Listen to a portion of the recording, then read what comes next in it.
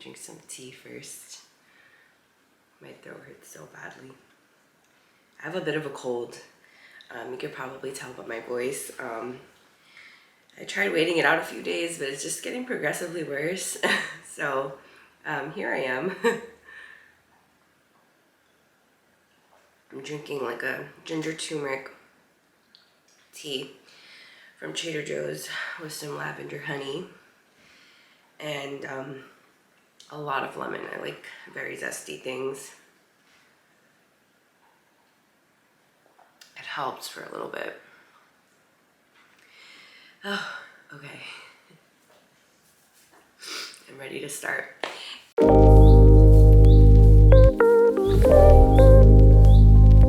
Hey guys, welcome back. It is officially the end of my second trimester, and honestly, it went by super fast. Super fast. I don't know why I had it in my head that the second trimester was like gonna drag on. I don't know if I read it online on like a forum or I heard someone talking about it like on a YouTube video, but my second trimester flew by. It was definitely a fast one, but it was definitely a lot peaceful. Not a lot peaceful. It was just a very peaceful couple of weeks, very blissful, super chill, majority like very uneventful. And yeah, now I'm here and I am in my third trimester, and it's just crazy how time flies so quickly. I had it in my head that like pregnancy was just gonna drag on in general. I will say my first trimester definitely did feel like it was dragging on. I think because I was just like going through so much all at once. But now that everything has like settled in, like looking back at the last few weeks since the new year, like I'm like, wow, like that wasn't that bad. Like, so here we are today in my second trimester reflection video. Sorry, I just wanted to get one more sip in because my throat hurts a lot. And yeah, I'm ready to like look back at the last few weeks with you guys and like sit down and just like talk about it and give you guys more context. I honestly don't know where to start. I guess we could go like in order. Damn, it feels like such a long time ago, but it realistically wasn't such a long time ago, and I'm struggling to like recall. So my second trimester started right before the start of the new year, right around the holiday season, and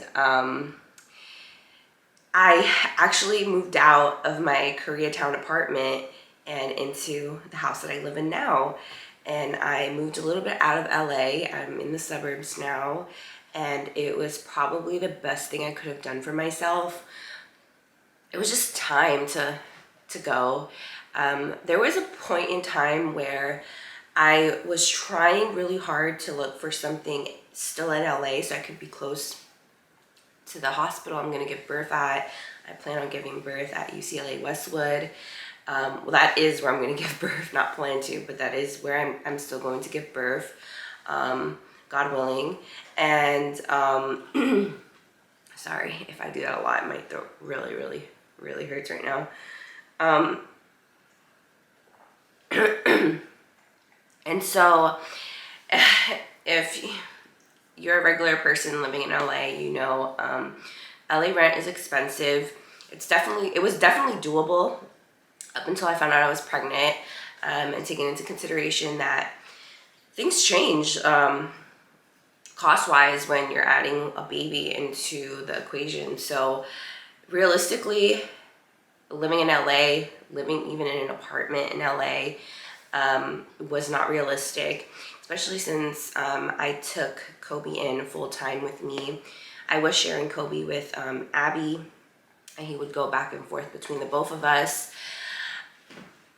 I guess I will say, I always knew I had to move out of my studio apartment, and at the time that I found out I was pregnant, I had just renewed for, I think I was like 2 months into like my 6 month.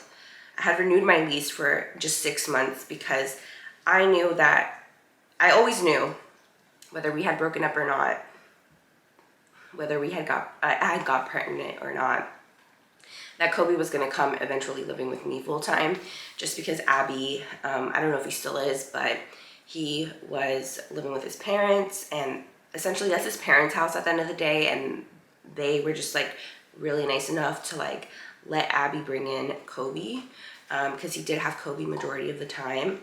So yeah, I'm forever grateful for that, for his family extending the invitation out to Kobe when we got him when he was a puppy. But I always knew he was gonna have to come with me eventually. And so I was already looking at townhouses like in the Torrance area, South Bay area, just like in the LA metro city, like proximity.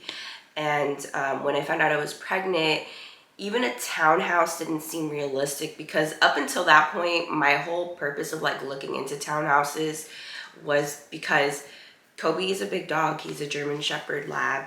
So, you know, he requires a backyard. So yeah, and my schedule was a little bit different at that time. So I was having a harder time taking him to the park. And on top of that, I didn't have a car at that time either. There was kind of no need for me to have one. Now there obviously is, but at that time, like, I was saving a lot of money, not having like a car note, not having to pay car insurance. But yeah, so I always knew that the apartment lifestyle was like gonna have to like come to an end for Kobe's sake. And then when I found out I was pregnant, LA just didn't seem ideal for raising a child, especially when you're a single mom and you're doing you're doing pregnancy single and alone as well. It's just not realistic, and it's not somewhere I ever imagined like raising a child.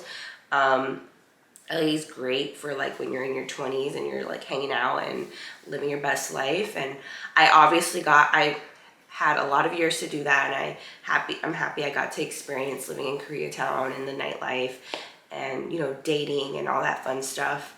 So I guess like finding out I was pregnant was like and then moving out was like the right pivot into closing that chapter of my life and starting not only a new chapter but also the start of a brand new year, just like in a new headspace and like a new environment, because I do think that played a huge role as to how I was kind of able to like jump back up emotionally from just what I was like going through in my like first trimester.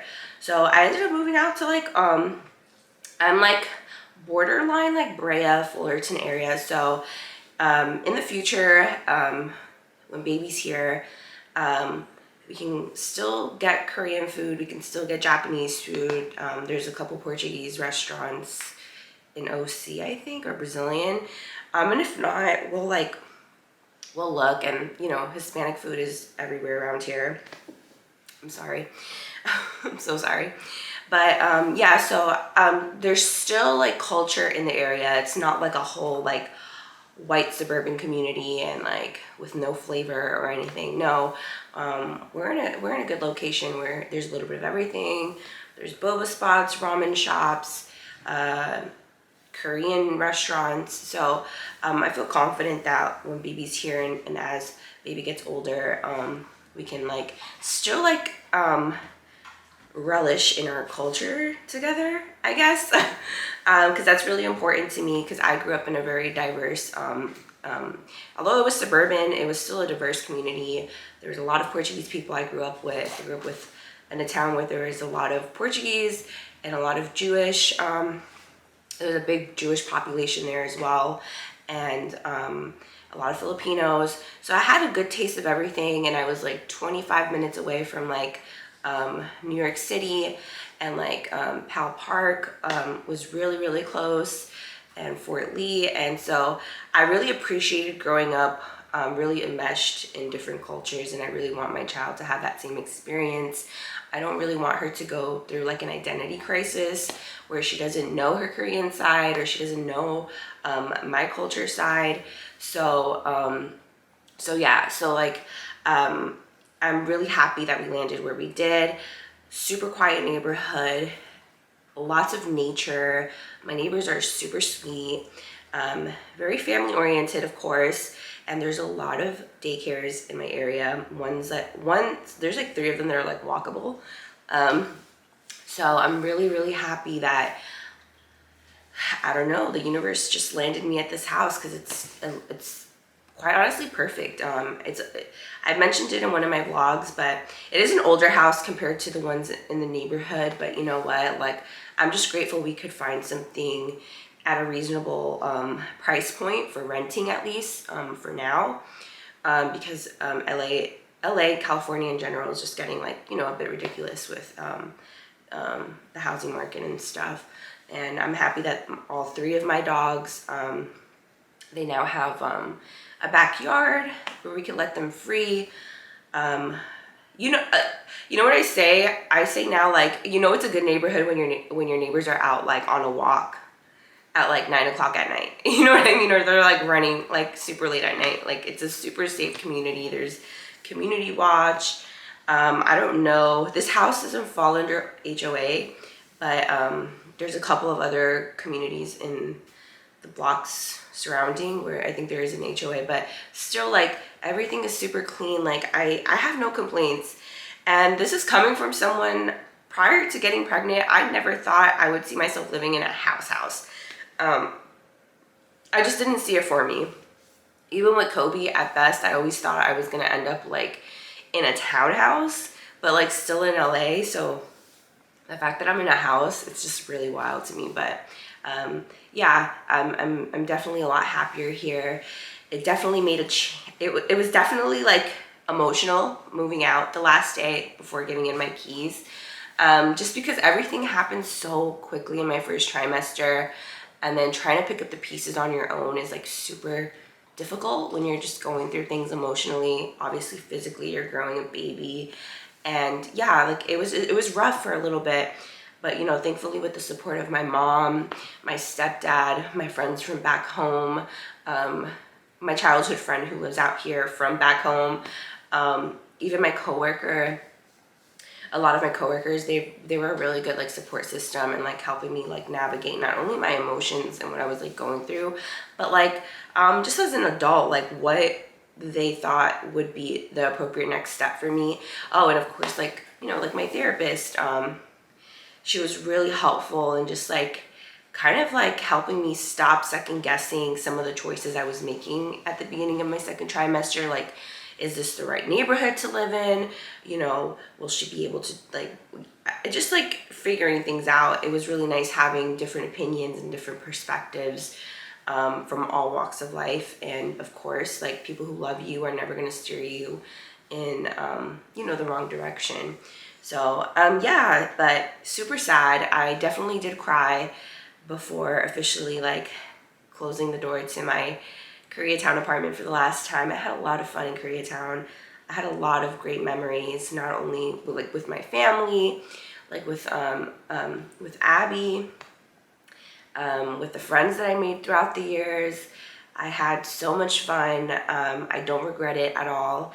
It was definitely like bittersweet, you know, like I never saw myself in, you know, becoming a mom. And, you know, 26 is relatively still pretty young nowadays. So, like, yeah, that was definitely not on, like, the vision board. But, you know, things happen, and, you know, I'm becoming a mom at the right time in my life. And, you know, there's purpose behind it, and that's kind of how I look at it. But it was definitely sad saying goodbye to an apartment into a neighborhood that I just had so many great memories with my ex, you know, and who's like the father of my child. And, you know, those memories are like irreplaceable, the good, the bad, and like everything in between. They were like really special moments in my life.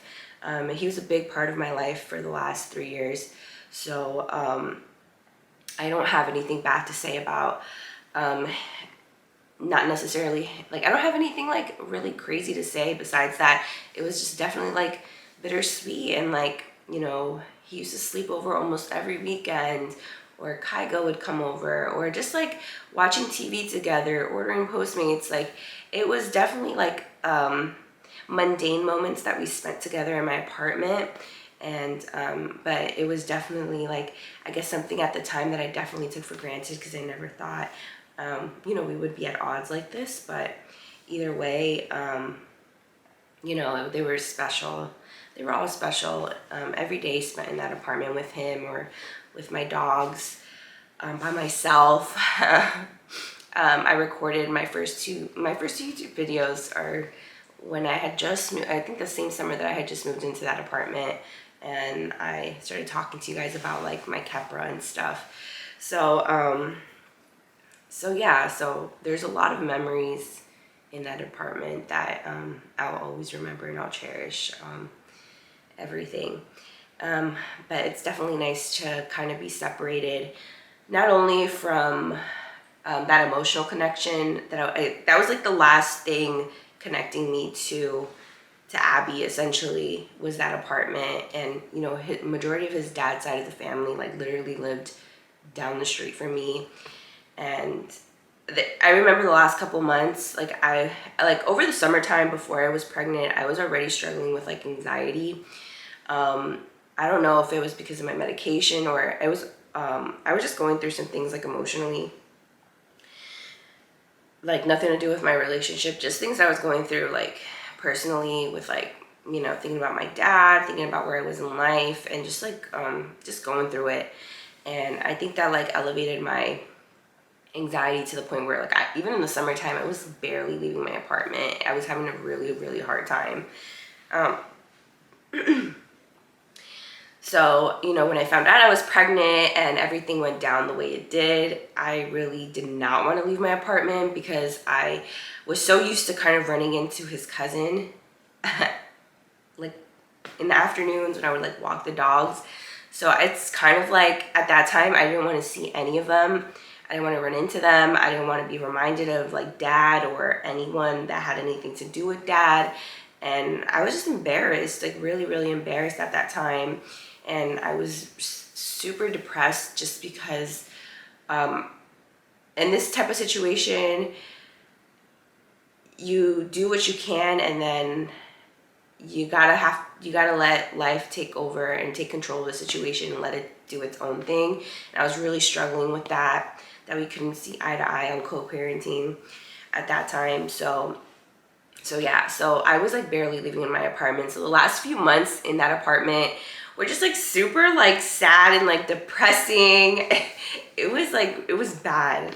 And I was like I was only there like Monday through Friday because I worked from home, and then I would like beg my mom to let me come to her house on the weekends because I like with all three of my dogs, because I couldn't be in that apartment. It was just such like a constant reminder of everything that was so recently and how fast like everything just like changed in a blink of an eye.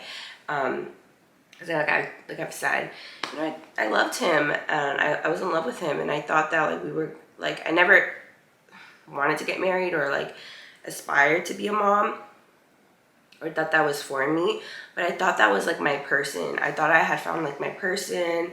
He was like, how we say this, like he wasn't like my best friend, but he was like my closest friend, and he knew everything about me. And half the time, like I didn't even have to explain things to him, like he just like knew. And so it's hard when you lose a person that you were just so connected, like you felt like you were so connected to so quickly, especially in a circumstance like this. Like no one wants anyone to be unhappy about a pregnancy, but you know, unfortunately, you know, those are just like the cards that me and baby are dealt with, and mom is just trying to make the best possible outcome. So I think mental health wise, and just for the sake of like clarity and like peace of mind, it was just the right time to just move out. And so that is what we did, and it was a very bittersweet moment when I gave him the keys. But yeah, Priscilla moved out, and now she's living in the suburbs. And yeah, it's been very nice the last couple of months. I have no complaints about my neighborhood. I actually really like it. I like being surrounded by the by nature, and it's quiet and peaceful. And yeah, let me drink a little bit more tea.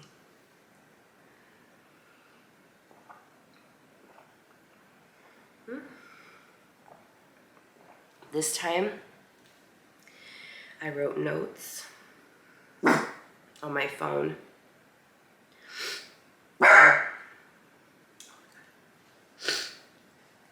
I think they see birds outside. There's like a big tree near my window, and there's a bird and their family who like live there. So after I moved, after I moved, as you can tell, not much has really changed with my room. I'm still, I'm sorry, give me 1 second. My throat and my, I'm so sorry. I will say I don't usually get sick like this, period. But this is like my 3rd time catching a cold, and this by far has got to be the worst cold I've had in my 2nd trimester. It's bad, or like in my pregnancy in general. I lose my voice a lot, but I've never gotten, like, I don't remember the last time I've had a cold, where I get like body aches and I'm like chilly and my head hurts. But the cold is progressing. At least like I don't have like severe body aches, because that was like honestly like the worst day was day 1 of this cold. I just woke up feeling awful, and then it progressively got worse throughout the day, and God, I couldn't function. I will say that like I've read that like it's not necessarily such a bad thing unless like you're running like a high fever. Obviously go to the emergency room, but I've heard that getting colds throughout your pregnancy is actually really good for baby. It gives them antibodies. So I don't mind being sick like this for the sake of baby having a stronger immune system, because God knows I don't necessarily have one, even though I don't really get sick like that. I'm just like so paranoid about that whole subject about health, baby health, because I know I've struggled a lot in my 20s with my personal health.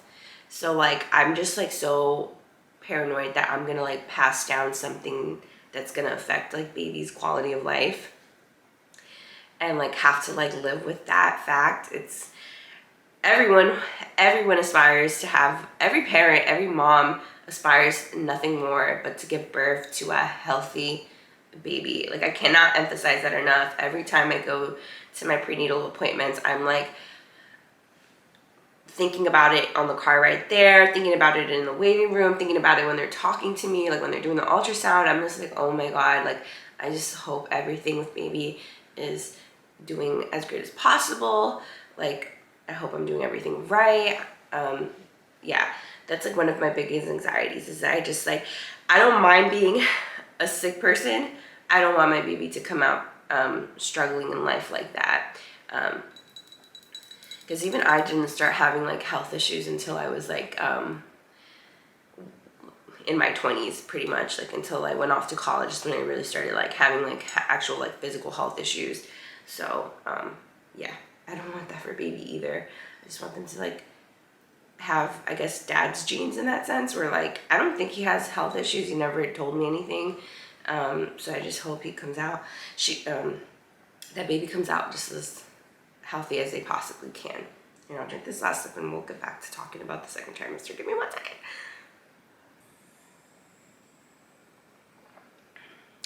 That tastes so good.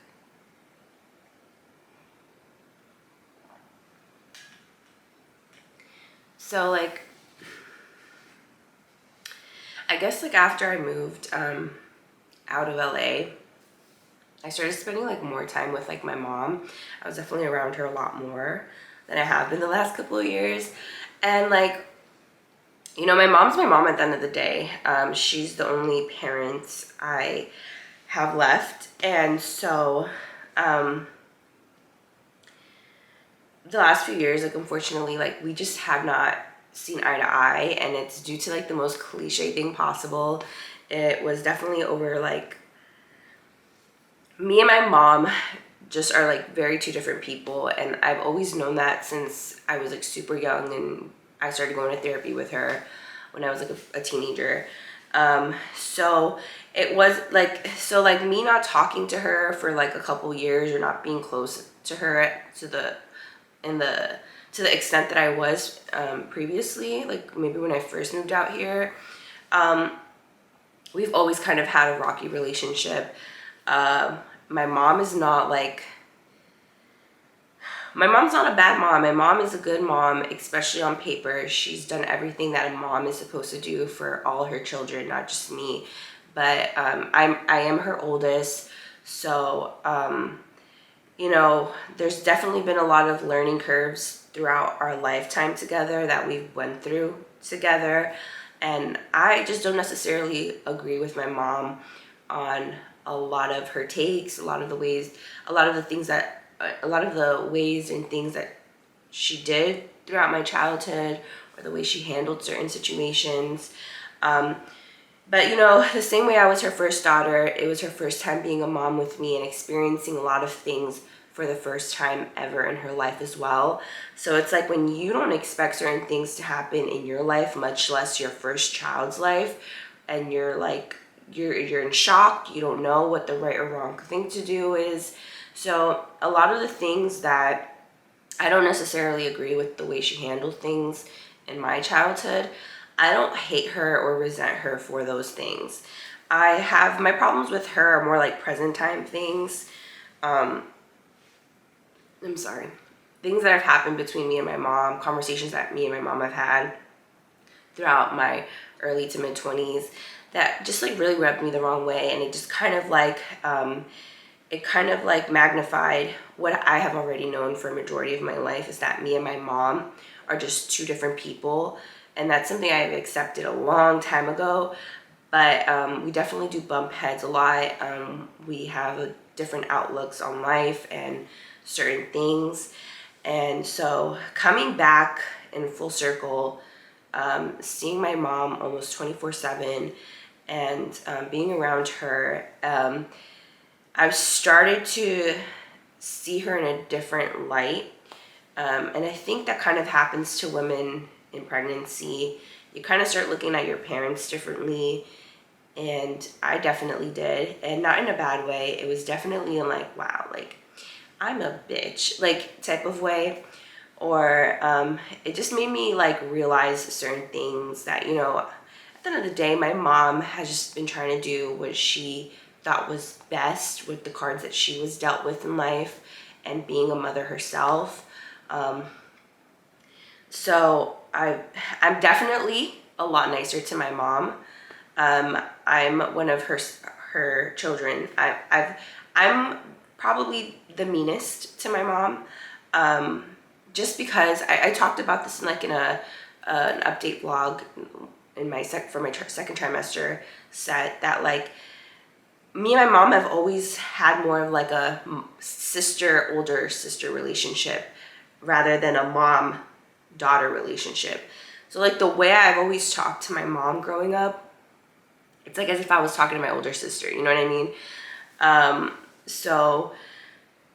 Even with the way I like treat her or the way I talk to her, it's definitely changed, just because now I'm thinking about my own child one day and like how they're gonna perceive me, and are they gonna talk to me all types of crazy and sideways.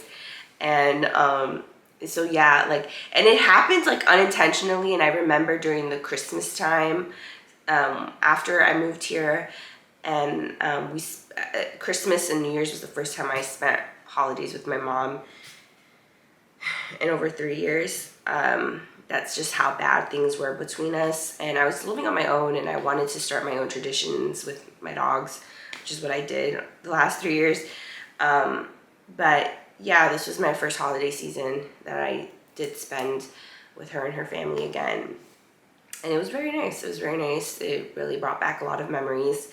It was very different for the both of us, because when I was growing up with my mom, up until the time I went off to college, or even during college, like my mom, our family didn't do like traditional like holiday things. Like we would just always go on vacation, or we would be like traveling somewhere. We never like really celebrated holidays like at home like that. So this was like different for, I guess, both sides, but it was definitely nice. My stepdad was like, oh, you know, your mom is so happy that you're like spending all this time with her, obviously. You know, like it's nice having everyone together under one roof for the first time after a long time. So I definitely do understand that. It was definitely really nice. I did tell her though that, you know, after baby's born and I officially become a mom, I kind of want to do like my own traditions, especially since dad has made it very clear that he's like not participating. So I don't have to worry about like sharing my child with Abraham for like the holidays. I don't have to worry about like not having my baby on holidays, just because like we just never came to like a real agreement on anything. So it's kind of been, it's been radio silence on his end. So I'm gonna take it as like, okay, like I'm not gonna like poke the bear to like complicate my own life. So me and baby, I got plans for us. I really want to like do what I did like growing up, because it was just so much fun. It was so different. But now like people do it all the time. But I really want to like travel with baby on like holidays. Since like our family will look different and our family's gonna be a lot smaller. The only thing is like the puppies might not be able to come, but we can still have a good time. Let me drink a little bit more. I can feel my voice cracking.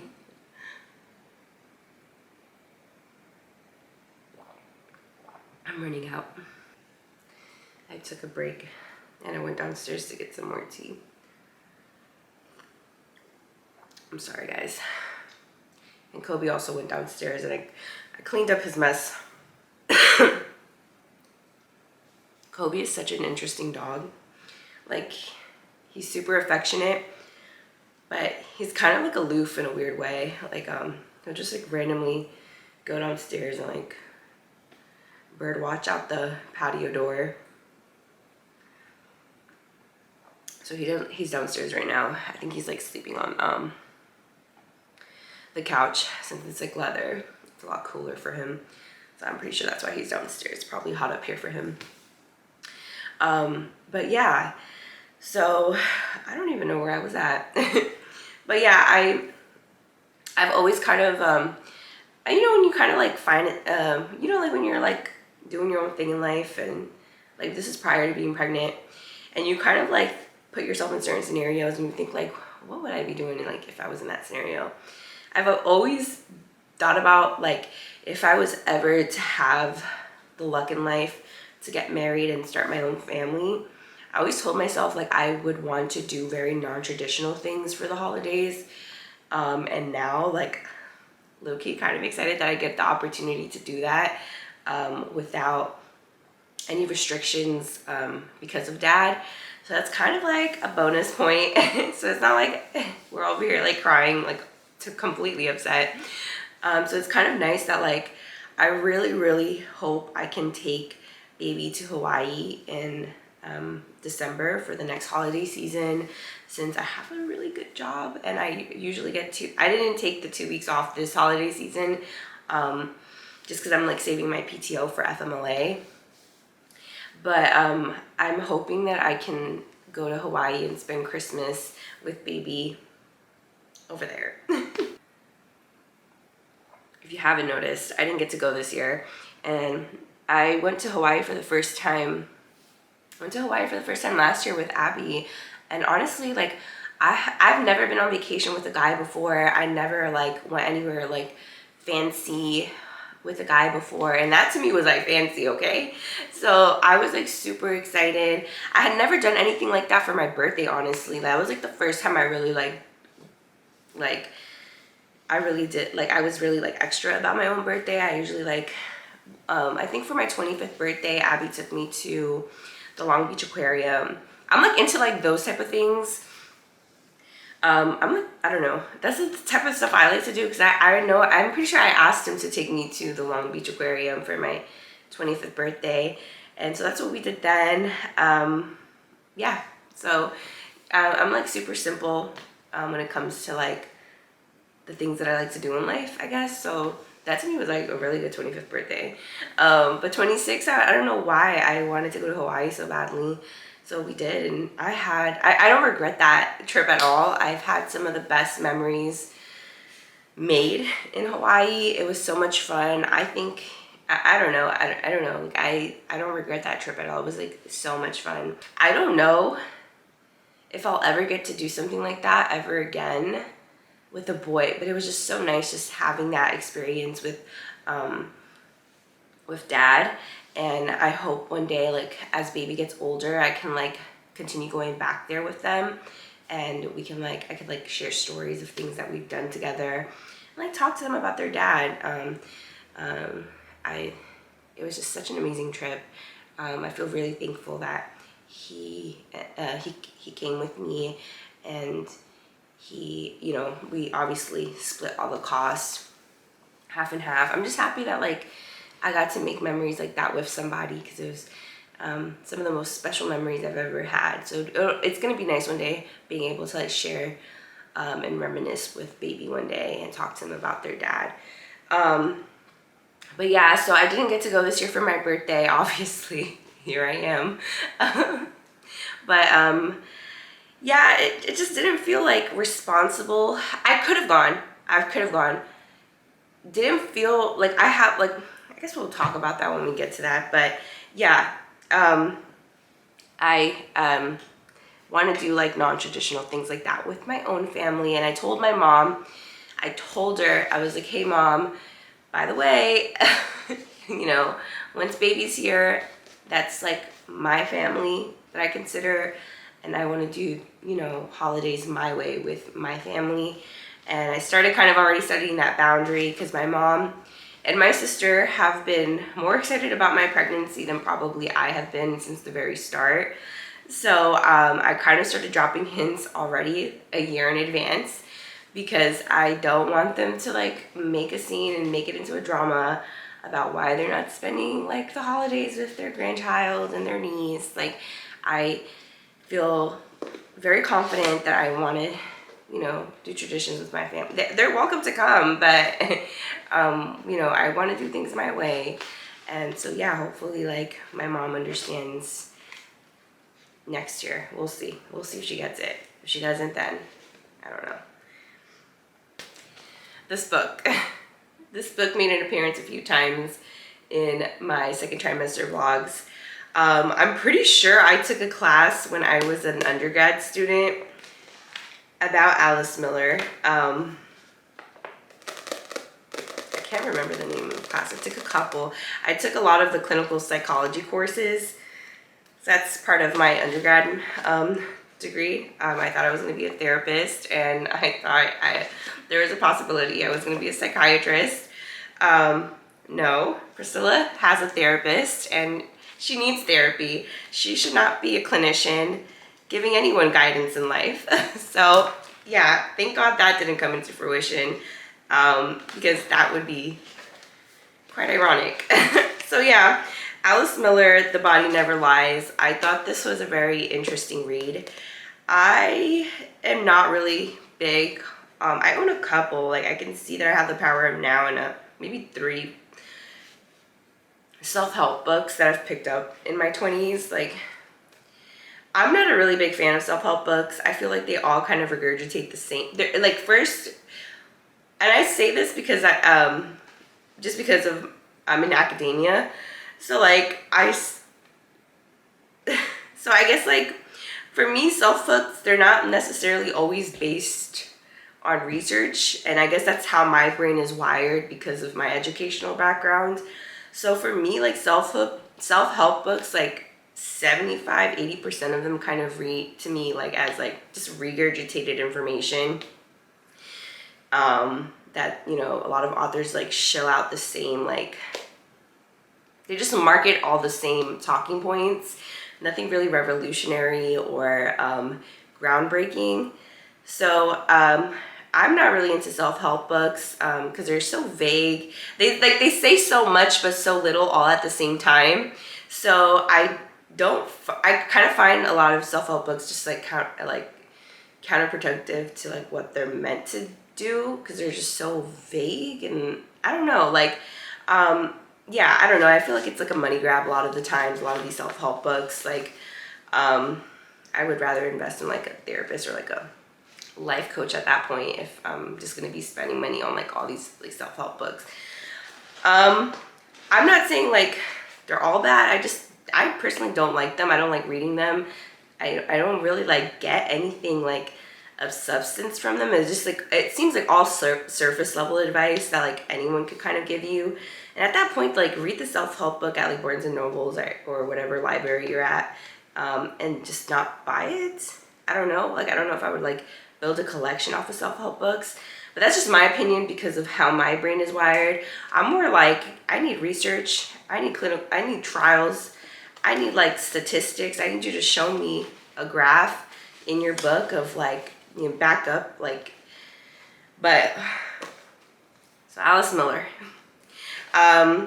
So when I started kind of picking up that I was like doing a lot of like reflecting and just like starting to like think back to like my own relationship with my mom and like where me and her stand and the relationship I had with my dad growing up and where me and him stood the last time I got to see him.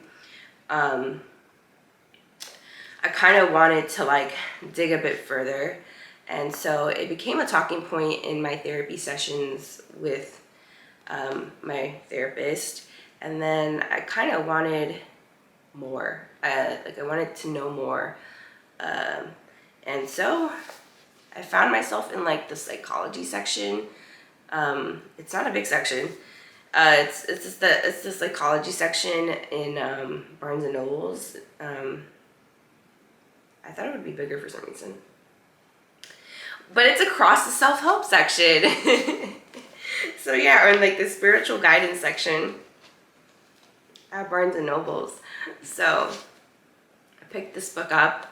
Her name rang so familiar to me, so I picked it up, like a lot of people do. I read like the first 3 pages and the last 5, and I don't think a lot of people do that, but whatever. I usually like read the first 3 pages, 4 pages, and then I read the last 5. And then yeah, The Body Never Lies, The Lingering Effects of Hurtful Parenting. And I by no means am saying my mom was not, I didn't grow up getting like punished. I didn't grow up getting hit, timeouts, nothing, okay? And so she wasn't like hurtful to me in that sense. I guess it was just her decisions in life inadvertently affected me. So I thought, with that title on this book, I gotta read it. So I did. I'm really bad at explaining things, but I'm gonna try my best to do so without sounding like an idiot. I'm gonna try my best to break it down for you guys. I'm not the best when it comes to explaining things, so please bear with me. So essentially, like, The Body Never Lies, it's full of a bunch of anecdotes, I guess, throughout Miller's clinical career, with a bunch of different, I'm assuming her patients. And essentially, it's a bunch of antidotes, a compilation of antidotes that helps, hold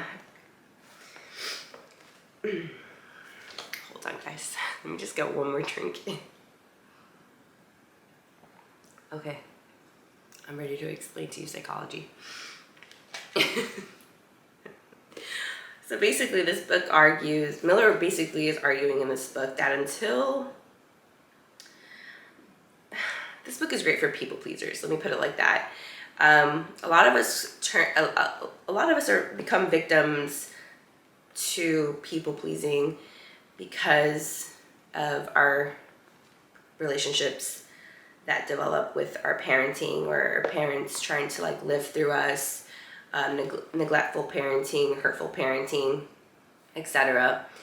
And so Miller is basically using these antidotes of case studies to argue that until the person, the people pleaser, I'm just gonna say people pleaser to keep it like simple, until that type of person can forgive themselves and be kinder to themselves and essentially like have a voice for themselves when it comes to their relationship with their parents, their body is going to suffer. And it's only if and when you're able to find that voice and to forgive yourself and be kinder with yourself and identify that essentially toxic relationship with your parent, that your body will no longer suffer. And oh my God, when I discovered that this was like her main argument throughout these series of antidotes, there are a bunch of different antidotes of different patients and what they were experiencing. And it just made me think about something my mom used to always tell me growing up. I used to be a big crybaby. I don't know why. I still am. I've gotten better about it. But I used to cry at a drop of a hat. And when I would get sad, especially when I was a teenager, when I would get sad, like, it would really push, like, I would get depressed a lot growing up, and I would get really sad. And I was always a crybaby as a kid. And I remember as I got older and I was, you know, in my teenage years, and I got really, really, really depressed because of, you know, things that were happening at that point in my life. My mom would tell me, she's like, if you don't stop crying, you're gonna get sick one day, and you're gonna regret it. You don't want to be sick. And she used to always say, and I remember I used to take it as though she's just trying to scare me. And then I got to my 20s, and that was probably like the best example I could give you. I got into my 20s, and that's when I got a lupus diagnosis. I think I was like 21 when I got my lupus diagnosis. And then a couple years later, I found I had something growing on the left side of my head. And that is essentially what has been causing my seizures the last couple years. And so that's what I've been getting treatment for. And that's kind of what's kind of consumed my life the last couple years. And so now looking back and remembering all those times my mom used to tell me, like, no llores, like, don't cry, or you're gonna get sick one day. You're gonna get sick. It's gonna, like, if you, like, and like when I was really, like, I was clinically depressed at one point when I was really young, because it was just like the after effects that a lot of people deal with when, you know, they're survivors of SA and that type of hurt.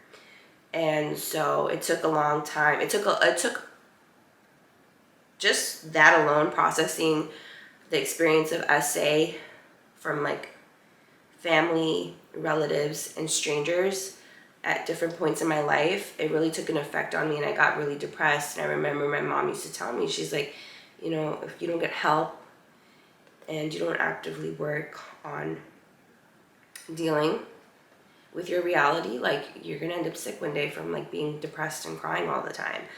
And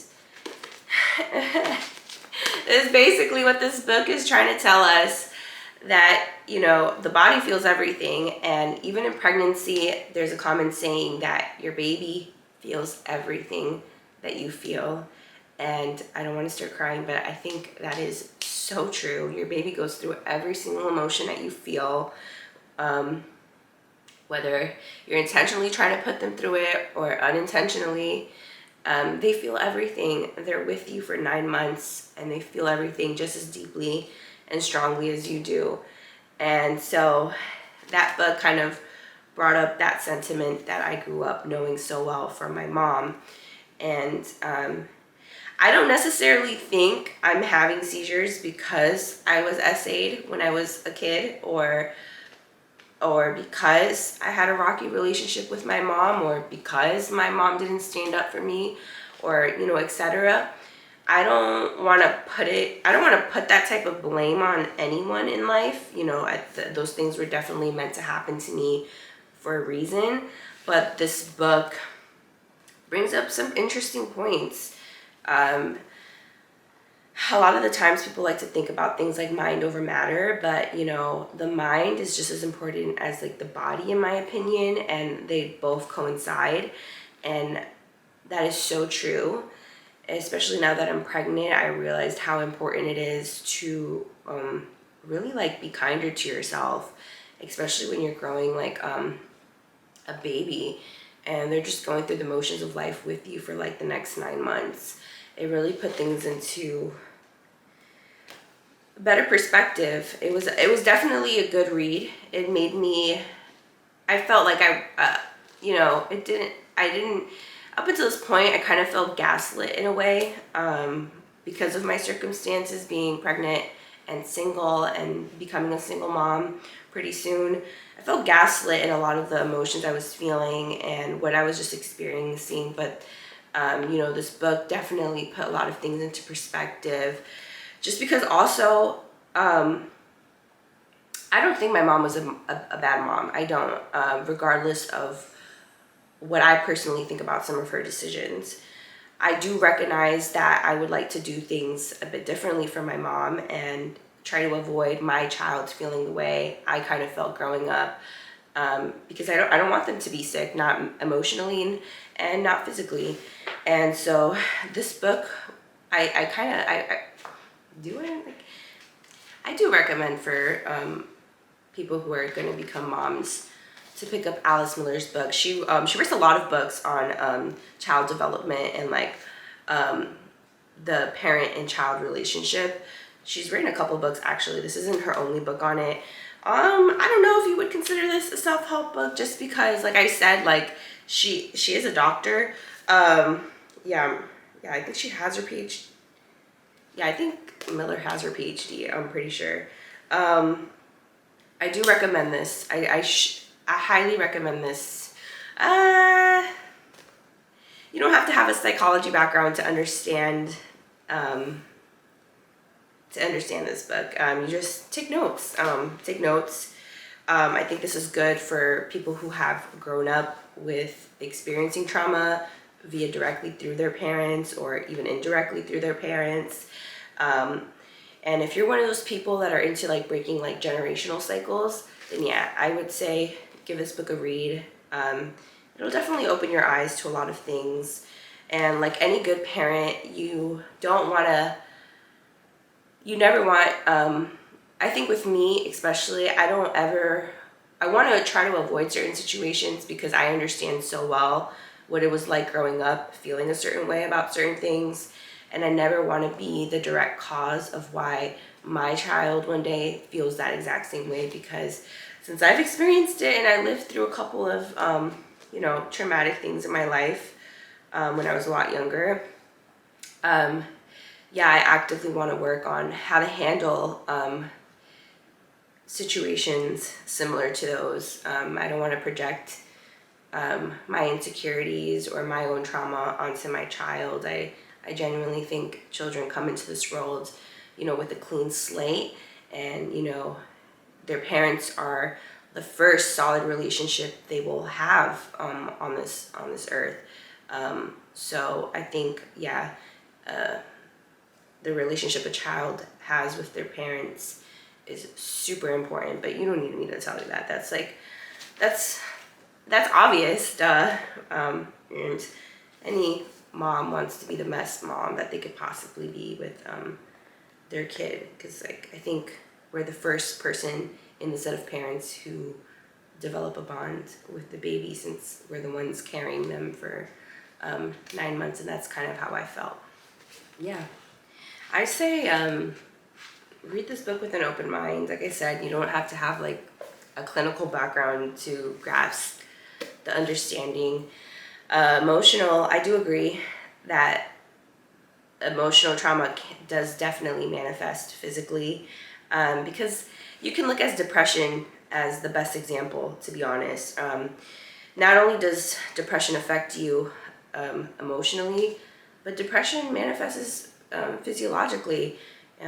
People who are clinically depressed lose a lot of weight in a short amount of time, or they gain a lot of weight in a short amount of time. And so, that is the perfect example, as the body never lies. Your body is a direct reflection of what's going up here a lot of the times. And when you're not doing so great up here, it shows even in like your face, your facial expressions. Sometimes people just know when something's off with you because they could just tell. So I definitely do believe in that concept that the body never lies. I'm not gonna blame my mom for the reason why I was essayed. That's too much for me. Do I have opinions about the aftermath? Of course I do. But like I said earlier, when you're a first-time parent, you're just trying to wing it. And I'm starting to understand that whole concept. And I'm only pregnant, so I can only imagine when I really start to get in the trenches of being not only a first-time mom, but a single mom. I'm sure it's going to be a whole different like ball game for me. But this book was really humbling to read, and it was a really great reminder of just, it really made me play with the concept of what kind of parent do I want to be for my child. I think that was the biggest question that this book left me with, which opens the door to like so many more internal conversations with myself and baby. So speaking on parenting, I guess because I did harp on it a little bit in my second trimester vlog videos, I guess I will kind of close the door to that conversation that I've been having in my videos about my dynamics with Abraham. So from the very beginning,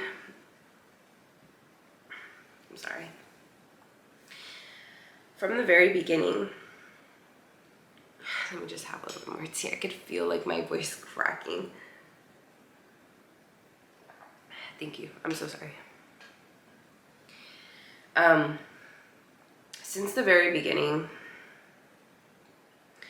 I have wanted a co-parenting relationship with Abby.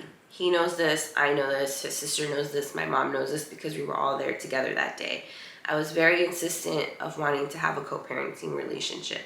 He made it very clear to me the day on October 7th that he wanted nothing, he wanted no parts in this pregnancy and in this child's life, right? He told me not to reach out to him because he does not care, he does not want to know that this is, that I'm forcing him into this situation, essentially. So, and that was the last time I got to see him in person. That was also the day that, you know, he talked sideways about my own child, about his own child. He talked crazy about his own child. And so as a mother to be, like, my maternal instincts were on since the moment I found out I was pregnant. And it no longer became about whatever we were going through prior to me being pregnant. It became about baby. And he has a hard time like separating the two things. And I was very forgiving in my first trimester. I was very hopeful.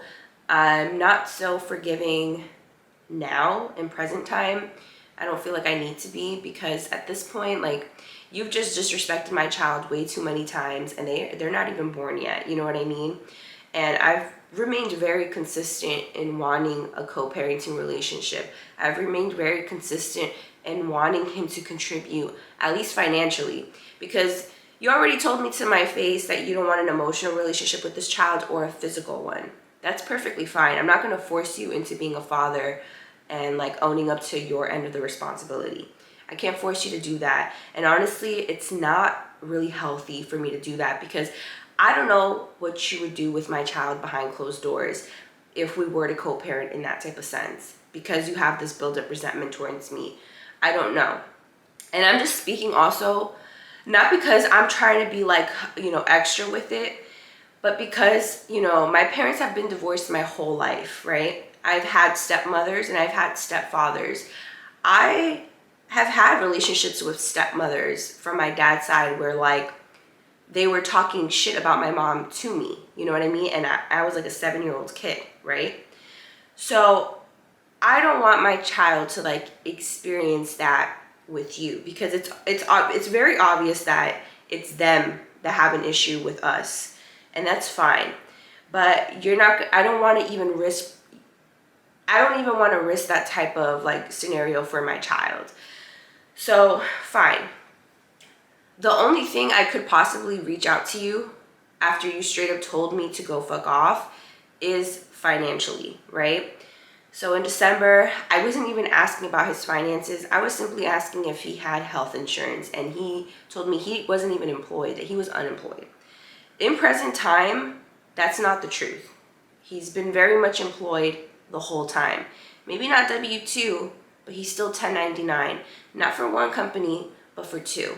So I he's just a liar, you know what I mean? And I gave him the benefit of the doubt. And at that point in time, I did want him to sign the birth certificate. You know, I could go into the room next door, go in my closet and look at my birth certificate and see my dad's name. I know my dad. I know my dad's family. My mom has a relationship with my dad's family separate from my dad.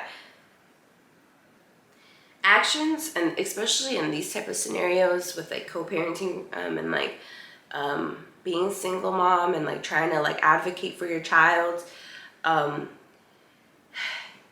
you don't need to be doing the most. I understand wanting to go hard for your child because that's kind of how I was. But like when the person can't even be bothered to like give you an answer about a legal document like a birth certificate, whether it's a yes or no, like it doesn't matter what the answer was to me. What mattered was that I had it in writing, so you don't go around like spinning a narrative. Because when I spoke to him in February, it was after I paid a visit to the labor and delivery unit. I started having like contractions, and so I messaged him. I'm like, hey, like I asked you a few months ago, can you give me this stuff in writing? If you haven't done so, just please do it. You think this man gave a fuck? No, he didn't give me anything. It got to the point where I was like, what's your lawyer's information so we could just like go to mediation and take it from there. Wouldn't give me nothing. So with those type of men, just let them be. I really wanted my child to be able to go into the room next door when they're an adult, go through their papers, their documents, take out their birth certificate, and just see both of their parents' name on that birth certificate. Because that is his child. And I did feel like, I still do think that every child has the right to know their mom and dad's name, period, regardless of whatever is going on behind the scenes. And I still have that belief. But now that it's just like he just lies way too much. He does have a job. He's a software developer now, apparently. So he does have a job. He is making money.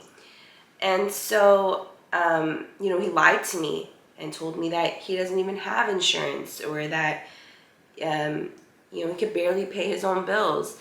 And it's kind of like, it's really hard for me to have grace for you when you haven't had a single ounce of grace for your own child.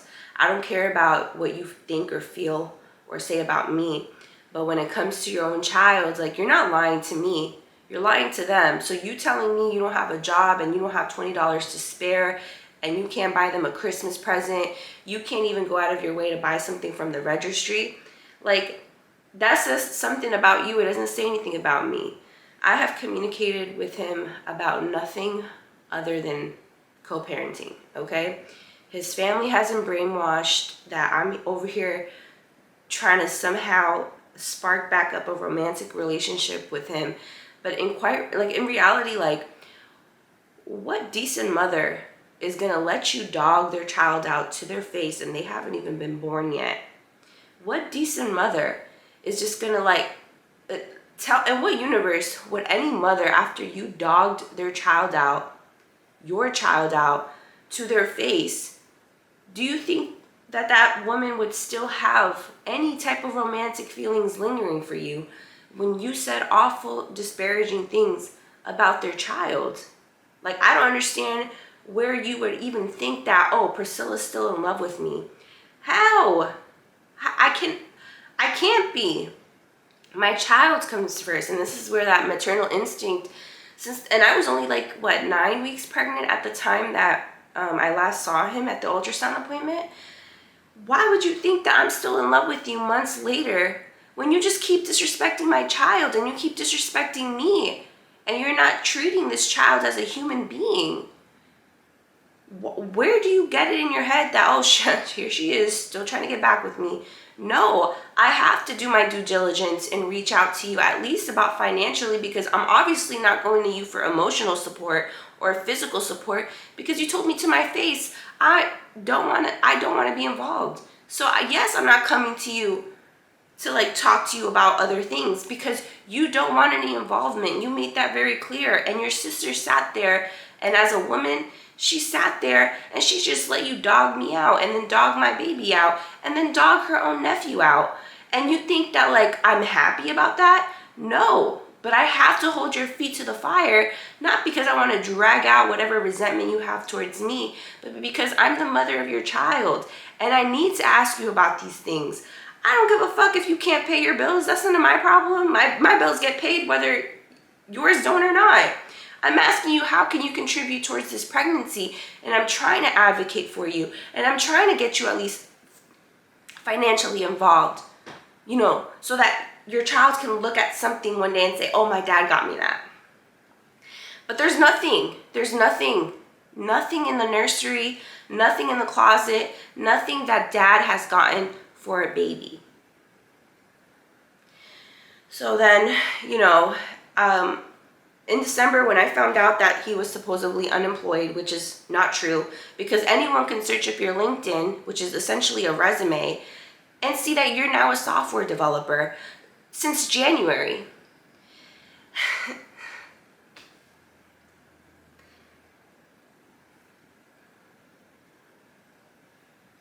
Christmas came and went.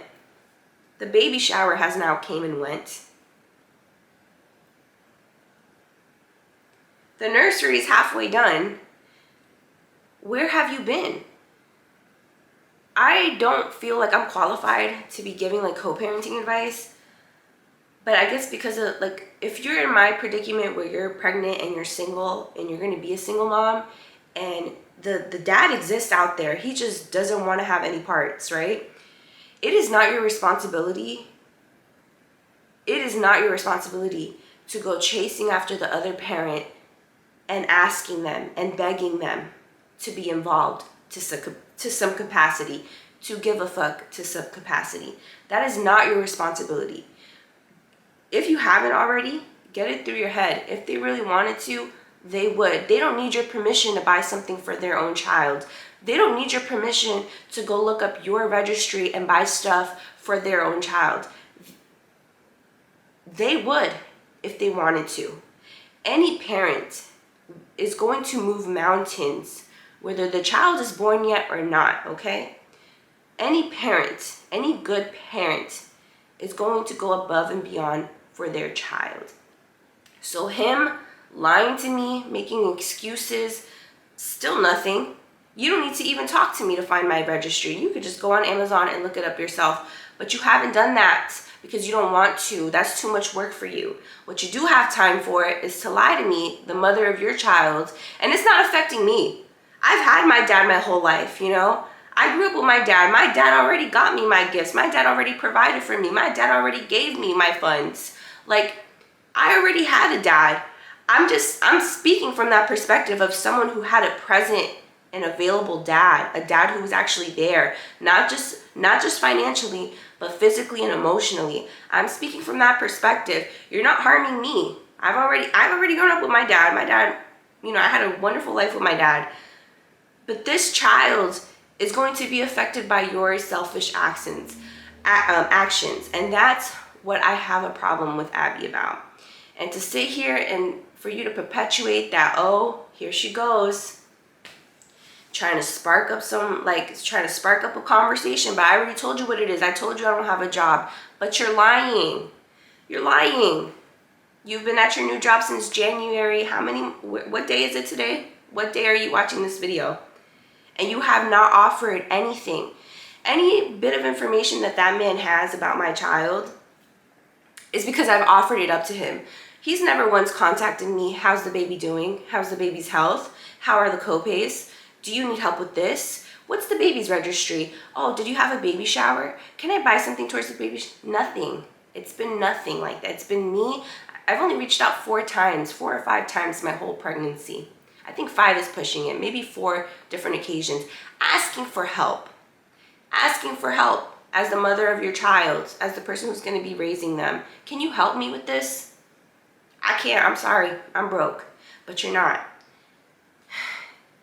Let that man live his life. If you're in a similar predicament, let them live their life, okay? Let them say whatever they want. I spoke to him in February because I had a scare in early February, and I had to go to the labor and delivery unit. And that, when I reached out after the fact and letting him know why I was reaching out too, and like, I don't know, he's just a weirdo to me, and I've been asking for the same 3 things the few times I have spoken to him. Everything in writing about the, like, whether he wants to sign the birth certificate or not, and can I have your lawyer's information, and everything you said to me on October 7th, can you give it to me in writing? You think this man has given that to me in writing? No, because it doesn't fit his narrative. Because I don't know if he's realized that, oh shit, I really fucked up with the way I've been acting and the things that I said to this girl, because I'm being very vocal about it. I am applying pressure, and I'm not taking my foot off your neck, because like, these things don't have consequences onto my life. They have consequences onto my baby's life.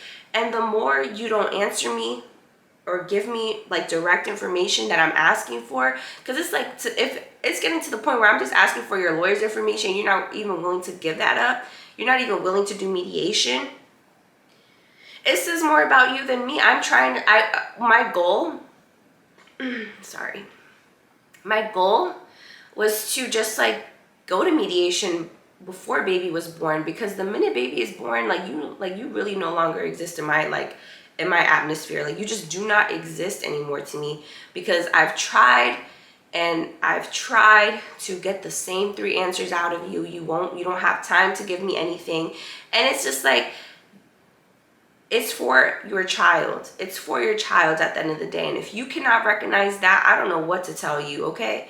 Like, that's kind of where I'm at, especially after February 8th, because he kind of spun this narrative. Instead of replying to me with the three questions I had for him, he tells me, I told you we were not going to be in the relationship if you kept this child.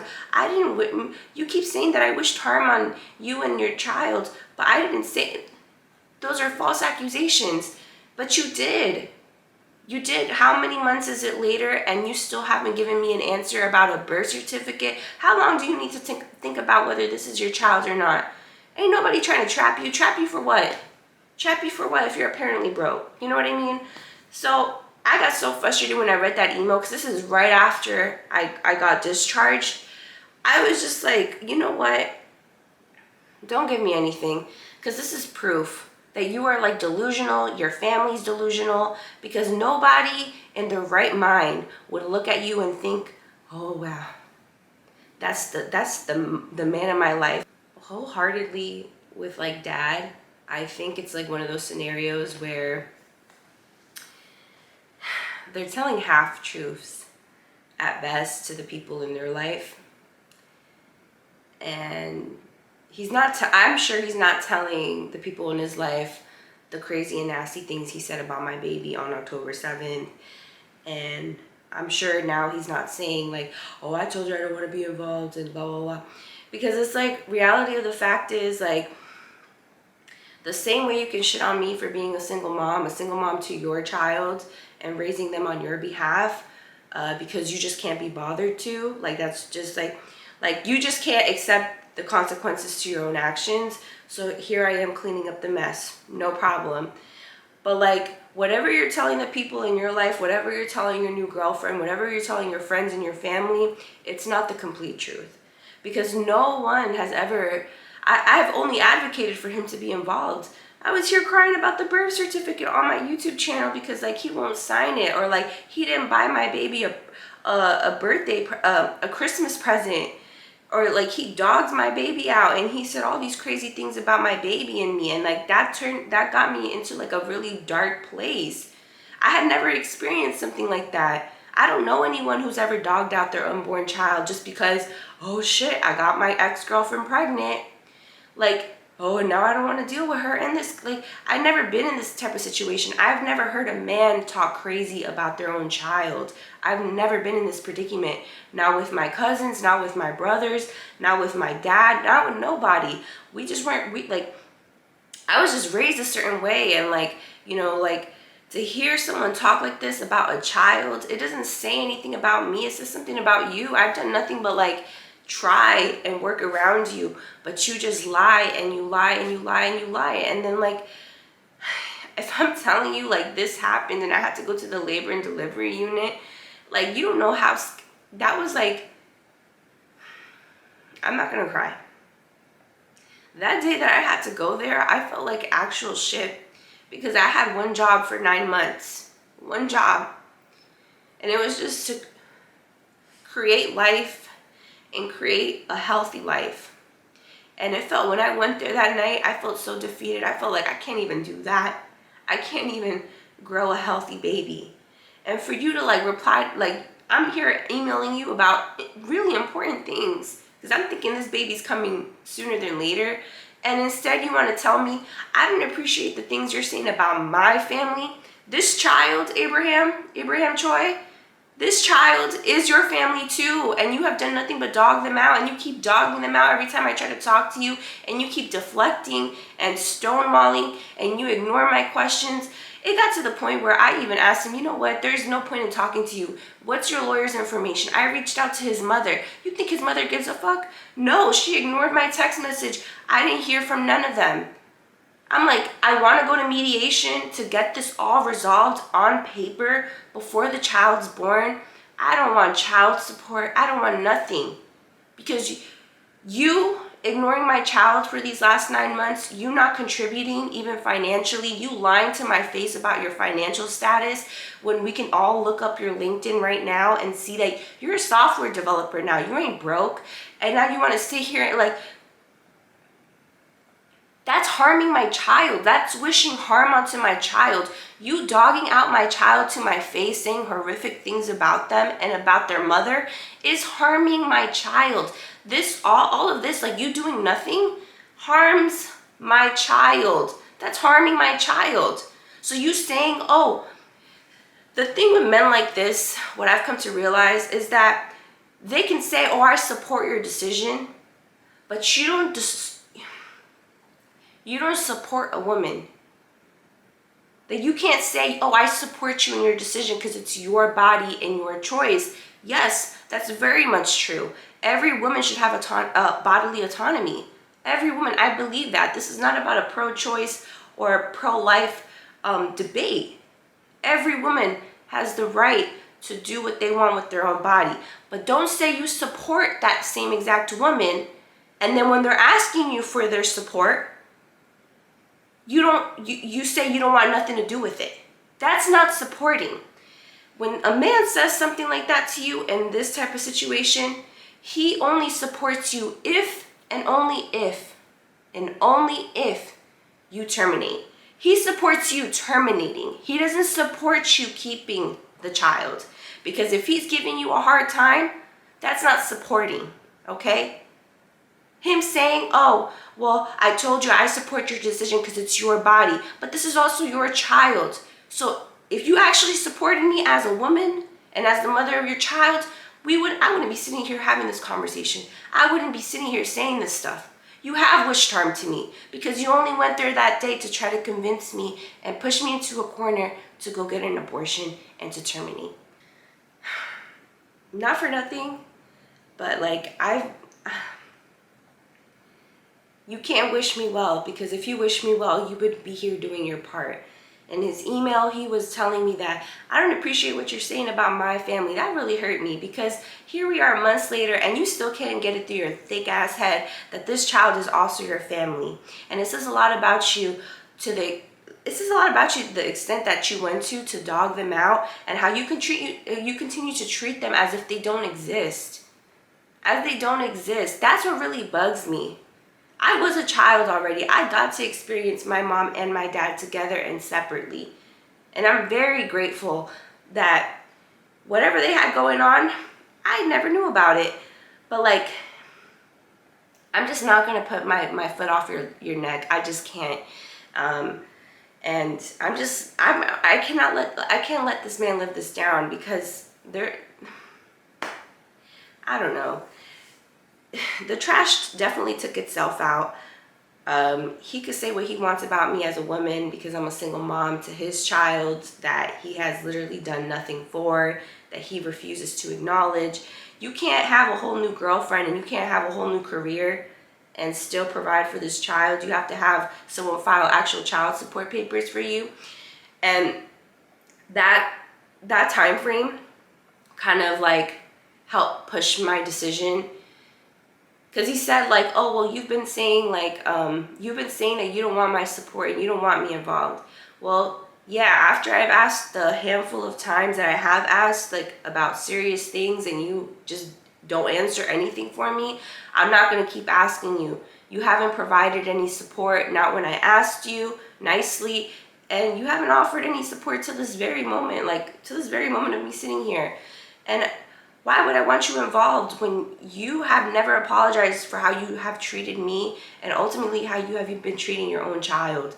So why would I want you involved so you can like emotionally hurt my child? Above anything, why would I want you guys involved? Like, why would I want you involved when you have not been involved? Like, being a parent doesn't start the minute I give birth. Being a parent starts, being a dad starts the moment you find out you got someone pregnant. Like, whether you like it or not, like, you played a direct role in me getting pregnant. I didn't wake up one day randomly pregnant with your child. You know what I mean? Like, so like, I don't know. But that time period definitely pushed me into making the decision that I did. I'm not going to be seeking out child support because then that opens like Pandora's box. And I live in California where it is more 9 times out of 10 50-50 custody, and like, you guys have shown no interest in my child. Like, God knows how you're going to treat her or him when I'm not in the presence. I don't feel comfortable with that. You guys have shown literally no interest in your grandchild, in your nephew, and in your own child. So like, what makes you think I'm going to just like a couple $100 that I might get from child support? To me, it's not really worth gambling on if it's gonna have lifetime effects on my child, because I already told you, like, I had my own experience with my stepmother who was like openly talking shit about making up lies about my own mother, my biological mother, to my face as a child. And it didn't really affect me because I'm like, that's a lie, but you know what I mean? But it still is like, a grown adult will go out of your way to like hurt your children, especially when they don't like you. I don't want anyone. If you're not cool with me and how you said to me, we will never be solid, what makes you think I want you around my child if me and you will never be solid? You're not cool with the mother of your child and you think I'm gonna want you around no. For me, it doesn't make sense why you would think the mother of your child would want you around them without them being in their presence. I don't even think I don't know, like, he just doesn't care. He's living a whole brand new life. And a lot of men in this type of situation, they have every right to live their life. I'm not saying like he needs to drop his whole entire life, especially if he doesn't want to be an active parent. No, I'm just asking, like, don't make it seem like I'm the one holding you back when you've had every day that I've been pregnant has been an opportunity to work things out with me when it came to like what I've been asking about, and like just like show that you want to like be supportive. You know what I mean? But like, let these men live their lives. You know, everything comes into fruition in life. I do not wish him well. I know I said that in my first trimester video. I meant everything I said in that video. Like, I was in love with him. I loved him so much for the time that we were together. I'm forever grateful for the best gift anyone could have ever given me. But I cannot wish him well because his actions do not line up with his lies or what he has been saying to me. And so I cannot wish you well because you obviously don't wish me and my child well, or you would be cooperating in the most minimal way possible that we've been asking from you. So yeah, I feel like, especially now, I cannot wish you well because I'm a mom before anything else now. So like, how do you expect me to have grace for you when you've never had grace for your own child, for my child? So to sit here and try to spin things on me, it just like continues. Like you just continue to lie, and you're manipulative, and other things. But like, I just cannot wish you well. Like, you obviously don't wish your own child well because of the way you've spoken about them to me, and what you said about me. And like, it's just a very unfortunate situation. This is not what I wanted from the very beginning, but you know what? It's not my job to be giving out grace to anyone and their family, because this is my family and I'm going to protect them. But yeah, it's just like, it's just a very unfortunate situation. He knows very well this is not what I wanted from the beginning. I wanted him to play a more active role. I have email communication with him where I told him, like, I'm trying to advocate for you, I'm trying to work with you. But a liar is a liar is a liar is a liar. So I can't do nothing about that anymore. We don't want his money. Anyone could throw money at a kid. It's about actually like baby knowing their dad and having a relationship with dad and their family. I told him in my last email to him, I hope you fall in love, and I hope you find the woman who's going to treat you exactly the way you want to be treated, and that your family thinks you deserve to be treated. And I hope you have a family of your own one day, and kids that you actually want and want to acknowledge and want to be there for. So maybe you'll have a better perspective as to why I'm applying so much pressure on your neck, and why I'm just not giving you any grace, and why I don't take any of the things that you said about my child lightly from October 7th. And I'm just never going to let you live this down. It's just not appropriate. I think maybe then, when like the right woman comes into Abby's life and he can actually be honest with that woman, and he falls in love, and he's honest, like actually honest about everything that he has said and done throughout my pregnancy. I hope that that woman can accept him and help him right his wrongs. But I also feel like it shouldn't take someone, I don't know, like, I told him, you can't come and show face to my child when you have a girlfriend you want to take seriously, and you want to make her your fiance, and you want to get married. I want you to achieve all those things. I want you to have your own nuclear family, but you can't come after all this time and everything has been said and done and try to show face because, my girlfriend or my fiance helped me see the light. It shouldn't take another person telling you how to be a decent human being to your own child. You know what I mean? That's just like, I don't know. But, I hope he achieves everything that he wants to achieve in life. I hope he sees the things that he has done wrong, and I just hope he stops lying and he starts living in reality, and he just gets a grip of himself, and I don't know, like, I just hope he becomes a better person for his own children in the future. But yeah, that's kind of the last update I have about him. It's whatever at this point. I will say that after my last email exchange with him in early February, and everything settled in, and I just got like, I went to sleep good that night because I just like gave in. I was just like, you know what, this is just like a pointless back and forth with a man who just like is just gonna give me a hard time to give me a hard time, and I gotta just accept it and keep it pushing. And that's what I had been doing at that point anyways, because I didn't even believe the lies he was telling me, like, in no way you're on unemployment, and like I said, like, just the math isn't mathing or whatever. So yeah, like, I think being pregnant and alone at first, like, it kind of felt like I didn't deserve to. It just felt like I was and everything special in life has never been special for me in life. Like, all these special moments in my life have kind of been ruined in a way.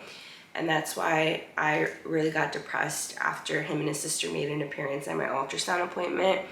Because that's the reality of the fact. Like, they were both being assholes that day. And I'll never forget that day. But, slowly over time, and especially in my second trimester, have just been like very blissful, on cloud nine, even with like these small like things going on here and there. I still feel kind of like unfazed. It's been very like cathartic, rehashing my emotions through my pregnancy update videos and like really processing them and acknowledging everything that I was experiencing at those points in times, and just like seeing how slowly but surely I was getting over like these emotional hurdles on my own and with baby's help and support, and how I'm growing like as a woman.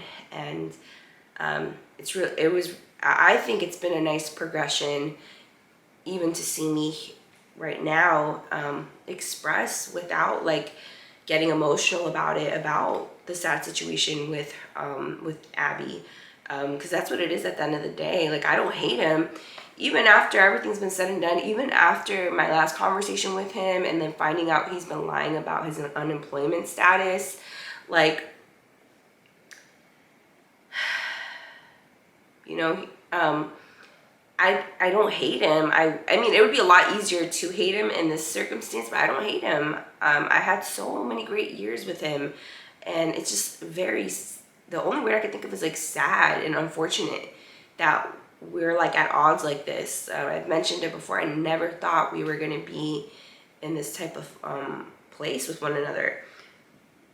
I trusted him, and I thought if anything, he would make a good dad to someone one day. And so I thought him and his family would be able to separate, you know, whatever they feel about me, and just like focus on like wanting to have a relationship with one of their grandchildren. I know that they have an actual grandchild on the way that they actually want and are happy about, and that even saddens me even more. And I feel like if I find out that this motherfucker got his sister a baby shower present and not his own child, I might just do some brujeria. I'm just kidding. I'm just kidding. But yeah, I would definitely feel away. I'm going to assume he did. And so, yeah. So, it is what it is. But, you know, baby has definitely given me the strength to become the woman that I'm becoming, and just keep my own peace for the sake of both of us, for the foreseeable future. And, you know, taking everything with a grain of salt at this point, and just remaining good people, at least to one another, because at the end of the day, unfortunately, baby's only going to really have me as their direct family. I don't know, maybe that'll change in the future. I don't want dad to be like one big question mark in my child's life, but of course I will tell my child when the time is right and at an age appropriate way about their father. I know who he is. He's not handicapped. He's not mentally or physically disabled. He is he's a functioning person in society, so she has every right to know about him, and so they will. And yeah, and that's kind of all that there is really going on with dad. I haven't heard from him since that point in time, and it's fine. I'm sure he's very, very busy too.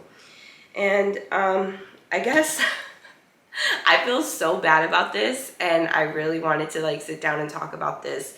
It took me a bit to kind of talk about my conversation with him that I had with him in December, right before the holidays.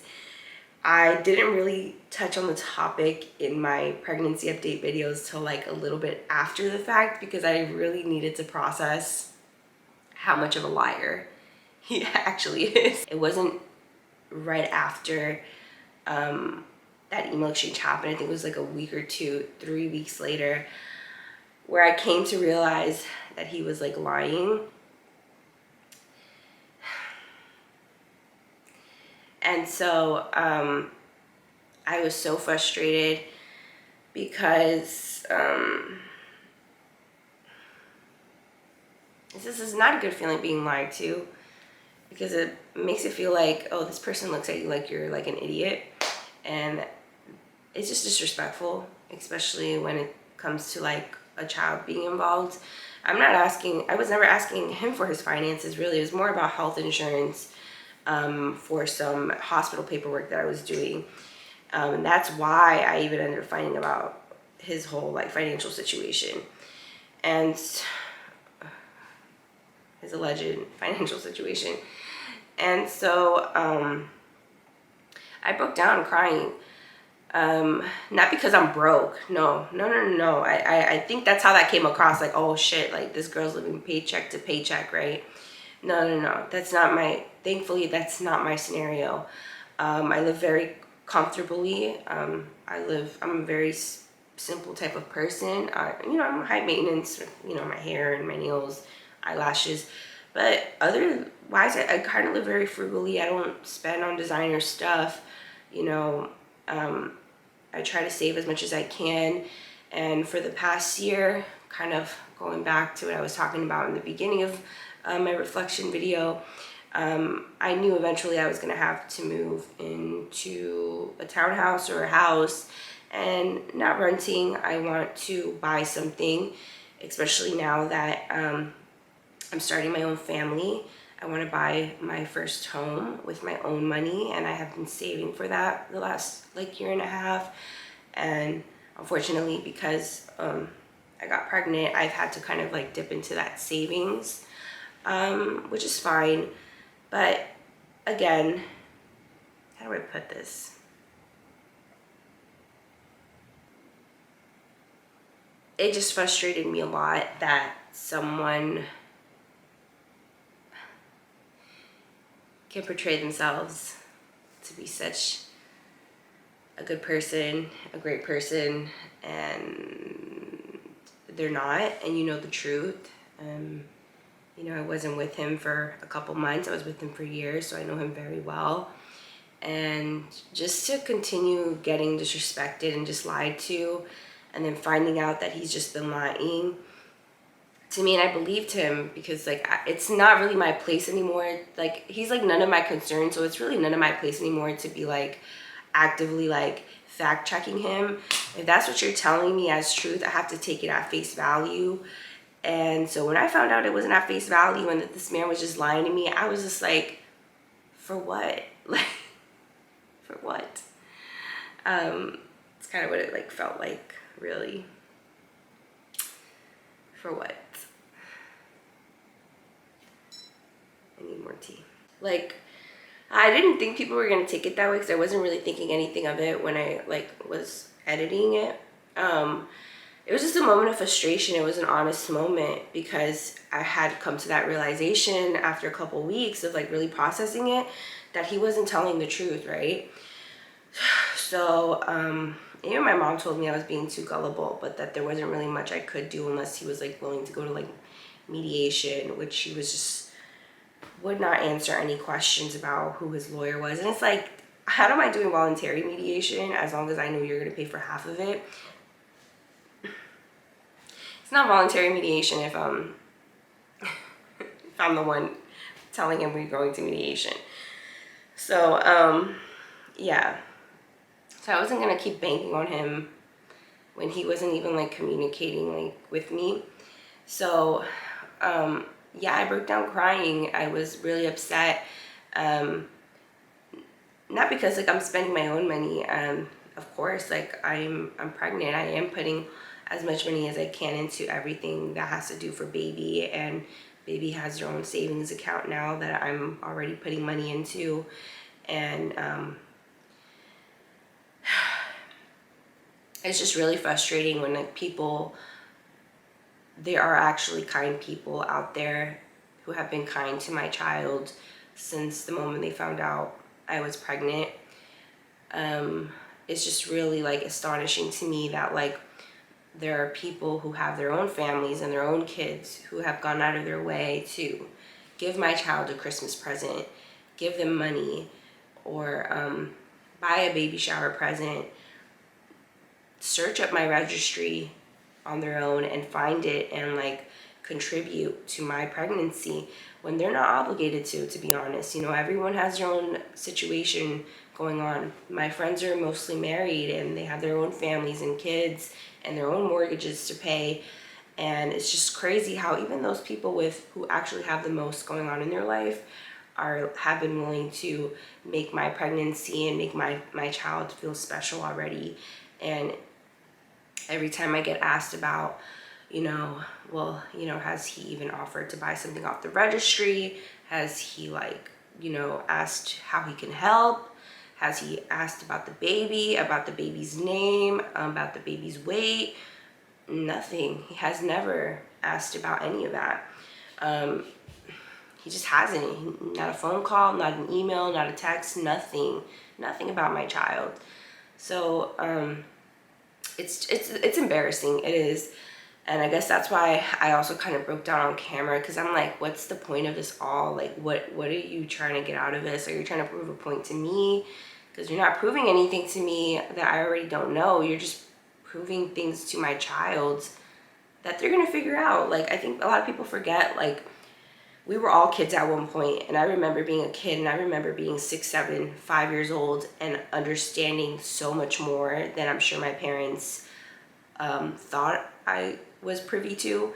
And kids aren't stupid. I don't know why, like I think we just forget that we were all kids, and we were all we knew what was going on, even if we didn't completely understand everything. You think a child's not going to figure it out when they don't even know what their dad's face looks like, you know what I mean? So it's I don't know.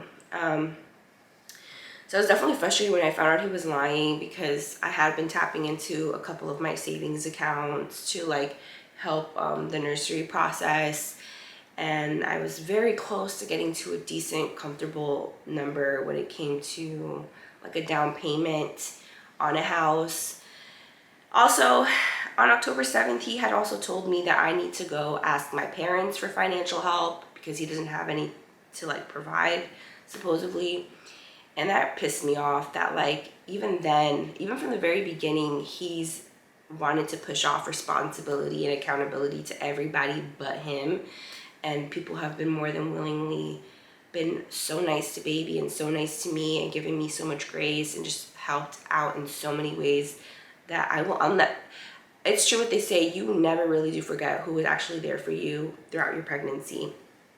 Not even financially wise or buying presents, just physically and emotionally there for you. I've reconnected with so many of my friends from college and high school because I'm now experiencing parenthood and stuff, and they empathize with me and my situation. It's not funny. It's not funny, and it's disgusting, his behavior, and it's shameful, and it's hard because this was also a person I was with for the last 3 years. So it's really hard talking about my feelings towards him, because I would look like a dummy if I sat here and bashed him, because he was the same person I was with for the last 3 years. So what does that actually say about me as a person too? But I do have aspirations of moving. I do want to move. I do want to own my own house pretty soon. I'm one of those people that's very superstitious. I know they say oh, speak things into existence. I'm not one of those people. I'm one of those people that just like to do things and get it done and then be wow, I finally got this done or this accomplished, or I was able to I don't like to I feel like it's jinxing things, at least for me. I feel like I'm jinxing it if I talk about it before anything solid or concrete happens. But I do want to move. I want to own my own home, not with the help of my parents. I want it to be all my money. And I'm an adult at the end of the day, and I'm gonna have a child. It's not my mom's place to help me more than she already has. She was the one who purchased the car that I currently drive. I drive a Honda HR-V. I love it. It's the perfect mom car. I think it's cute. It's definitely grown on me. I was never into crossover cars. I was into compact sedans and stuff. But I'm just grateful that she has definitely stepped up because, you know, dad can't be bothered. So she's definitely like helped me a lot, financially and stuff, and even finding a place to live. Like, she didn't have to do any of this for me, but she did. I'm pretty sure it's more because of her grandchild and not so much me. But yeah.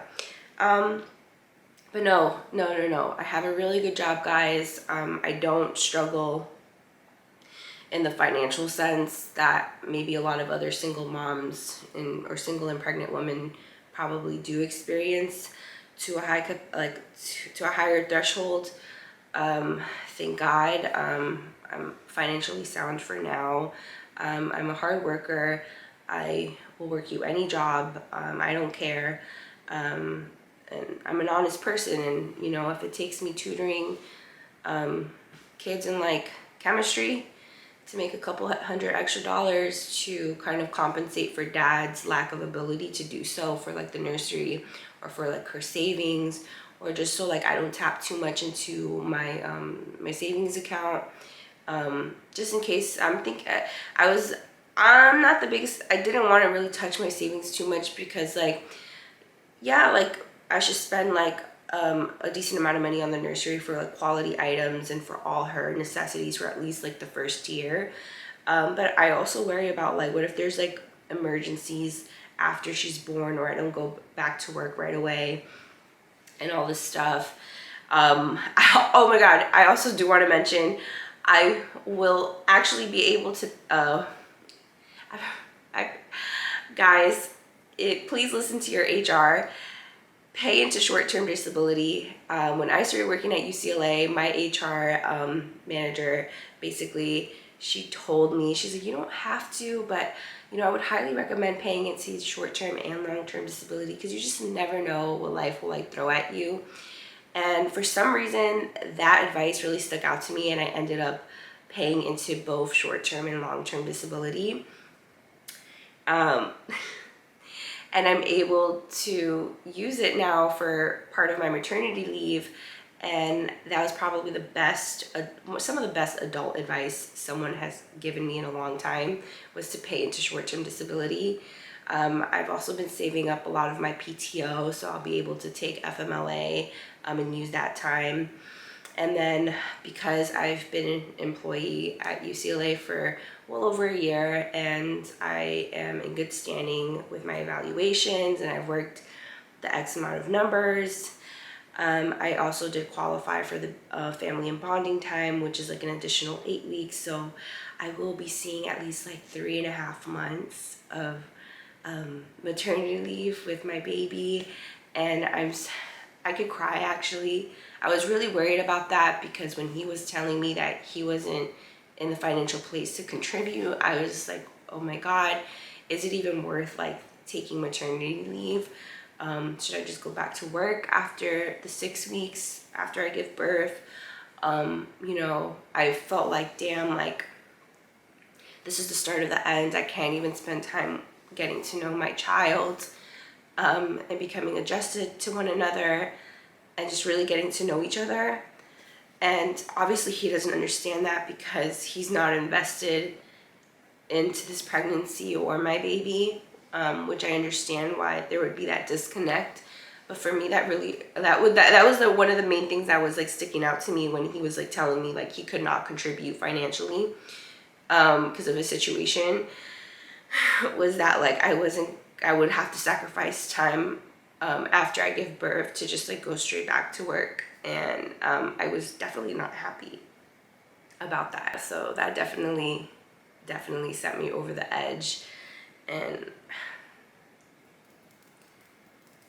I just had like a lot of guilt, because I feel pretty confident that I'm going to be good on my own raising baby. I have so much love already to give, and I have so much to show. I just want to show them the world, and I just want so that it really did hurt me. That fed into like the hurt and like the upsetness. I was just so upset when I figured out that he was lying, and I just like, I can't do this anymore. Like, this is just so fucked up. So when I found out that I could use like my PTO and my FMLA as part of my FMLA, and that I qualified for family and bonding time. That just like meant I was just like so happy.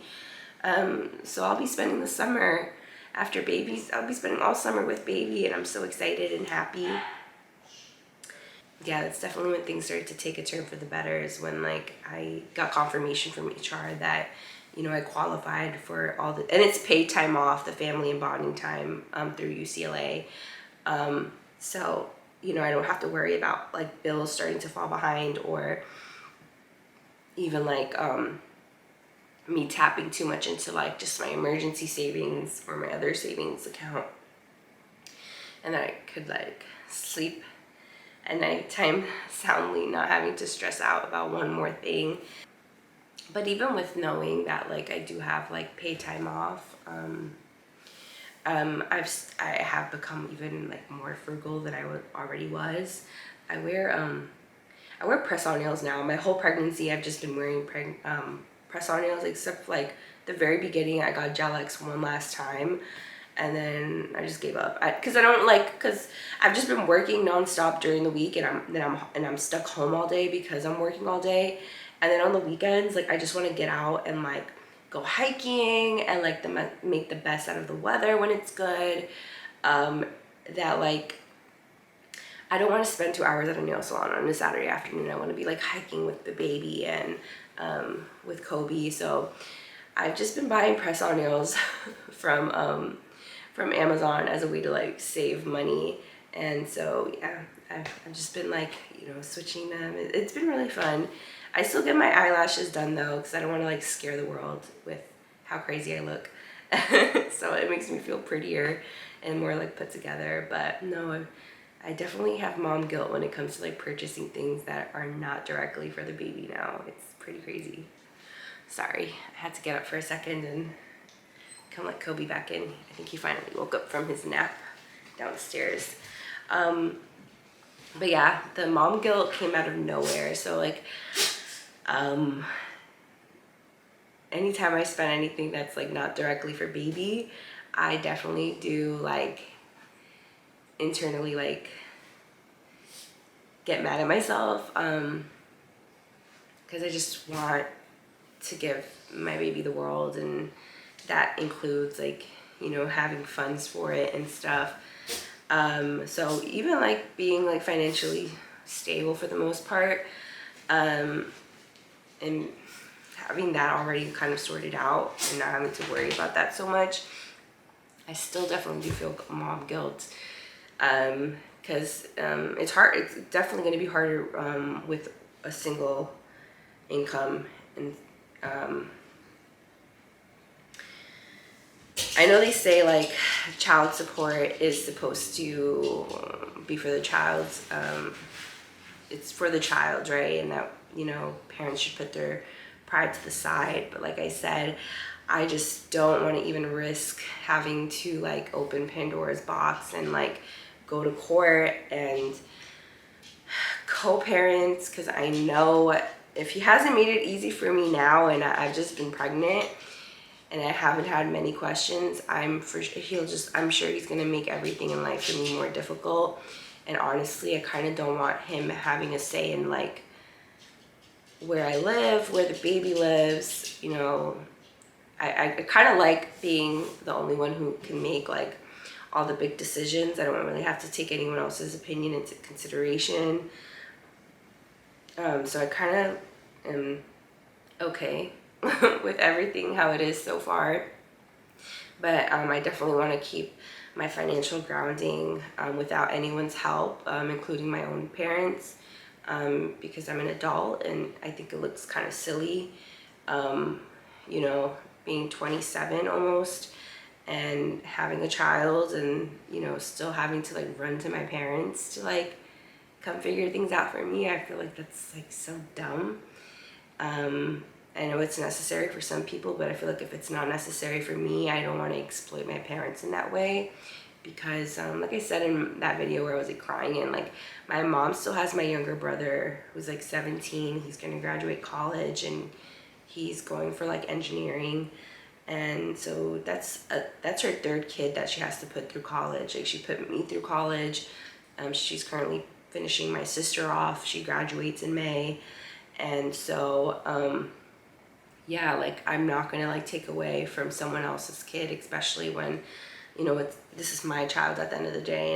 And I want to like be able to say I did everything on my own, because I know my mom sacrificed a lot for us, and my dad sacrificed a lot for us, for me to have like the best education and have all the best things in life. And so yeah, I want to be that type of parent for my own kid as well.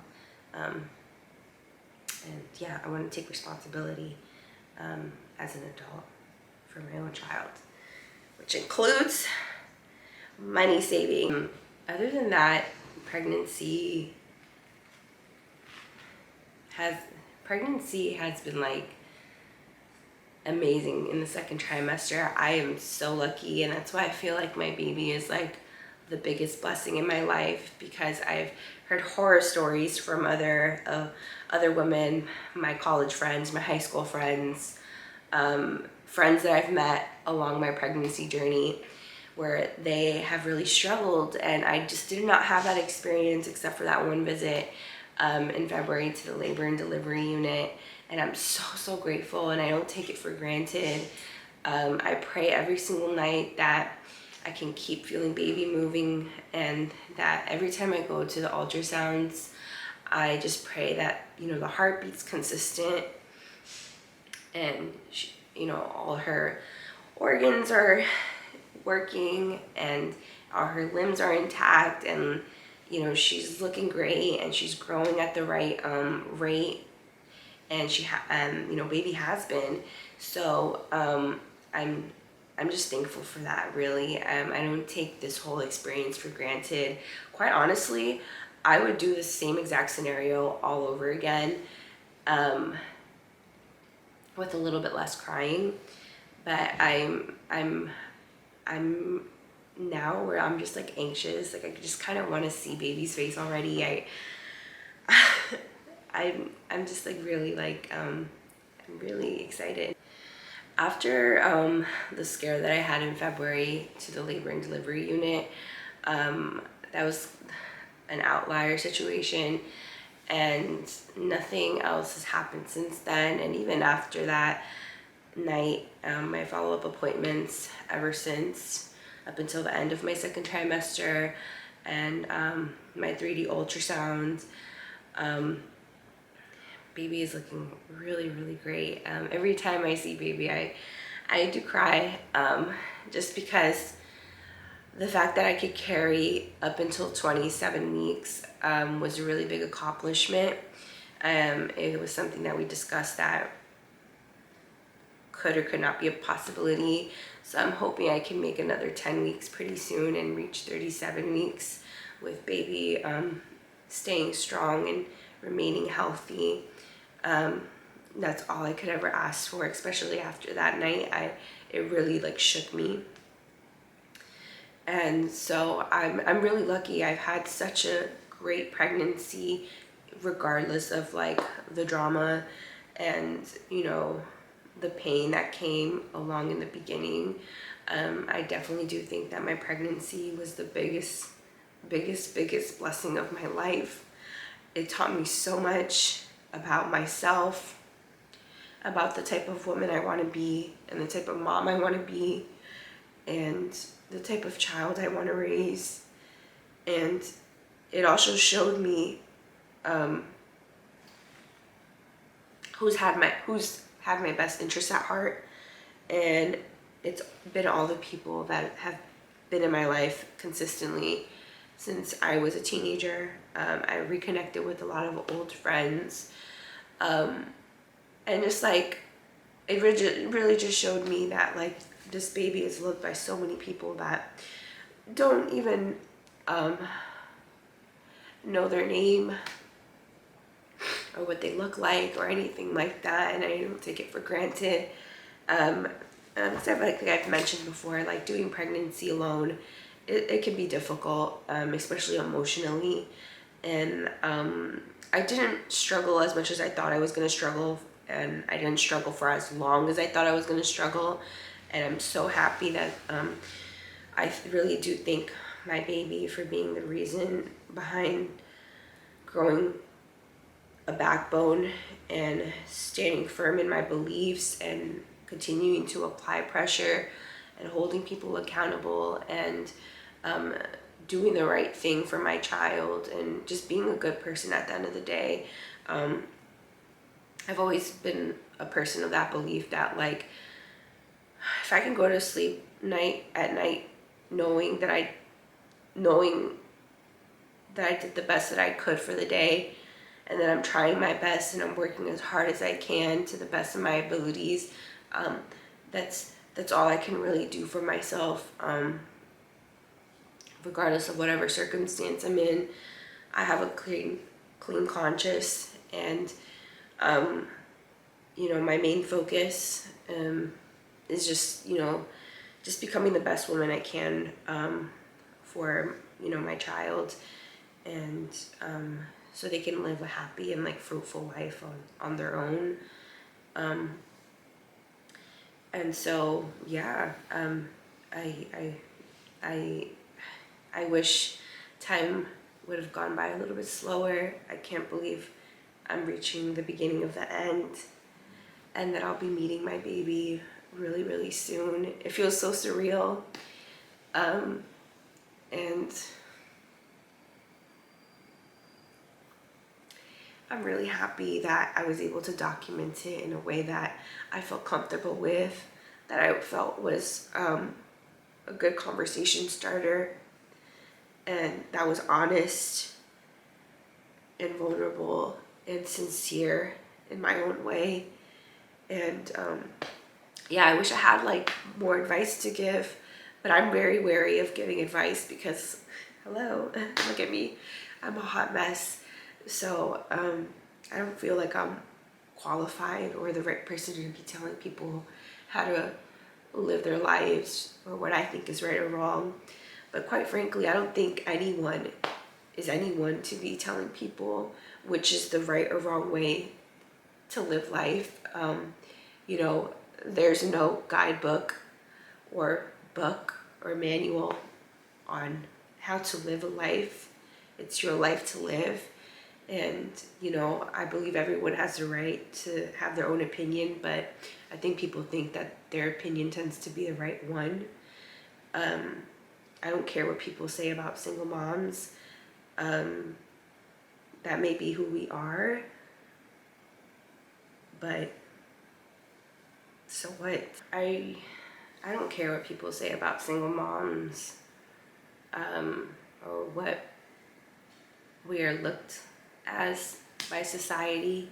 I don't care, who's who to be judging anyone's life or anyone's like circumstances in life.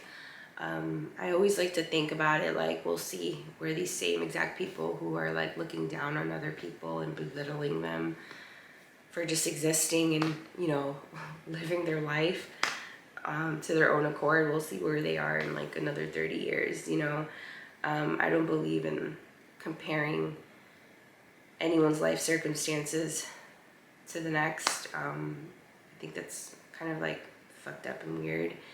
Have a backbone when you go down this this path in life and being a single mom, because there's definitely more benefits than there are cons. I had to kind of like calm down. I don't want to like cry. So I'm not crying sad tears. I'm crying like happy tears. I never thought I was gonna be in like this place in life. I didn't think I was ever gonna experience something like this, period. Like in terms of like motherhood and pregnancy, and I don't care even if it was not like the most idealistic situation for the next woman.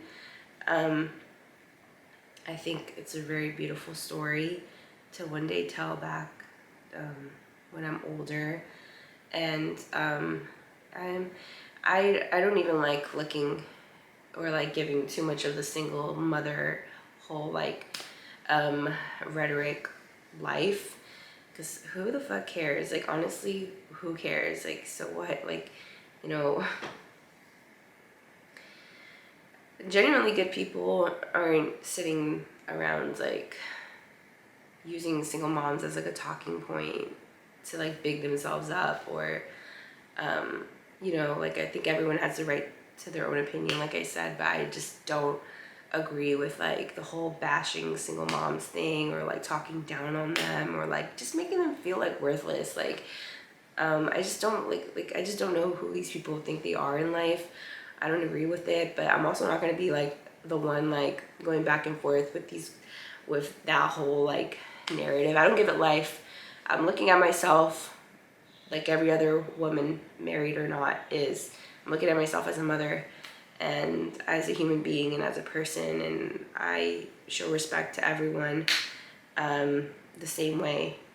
Just because you're a single mom or a single dad, single parent, period, doesn't make you less of a person in society. I don't even, it's kind of sick that that even has to be, like, said. Personally speaking, I feel like I've been through a lot more worse and traumatic things in life. And so people are sometimes make it out to be like, oh my God, like, it's a death wish to be a single mom in particular.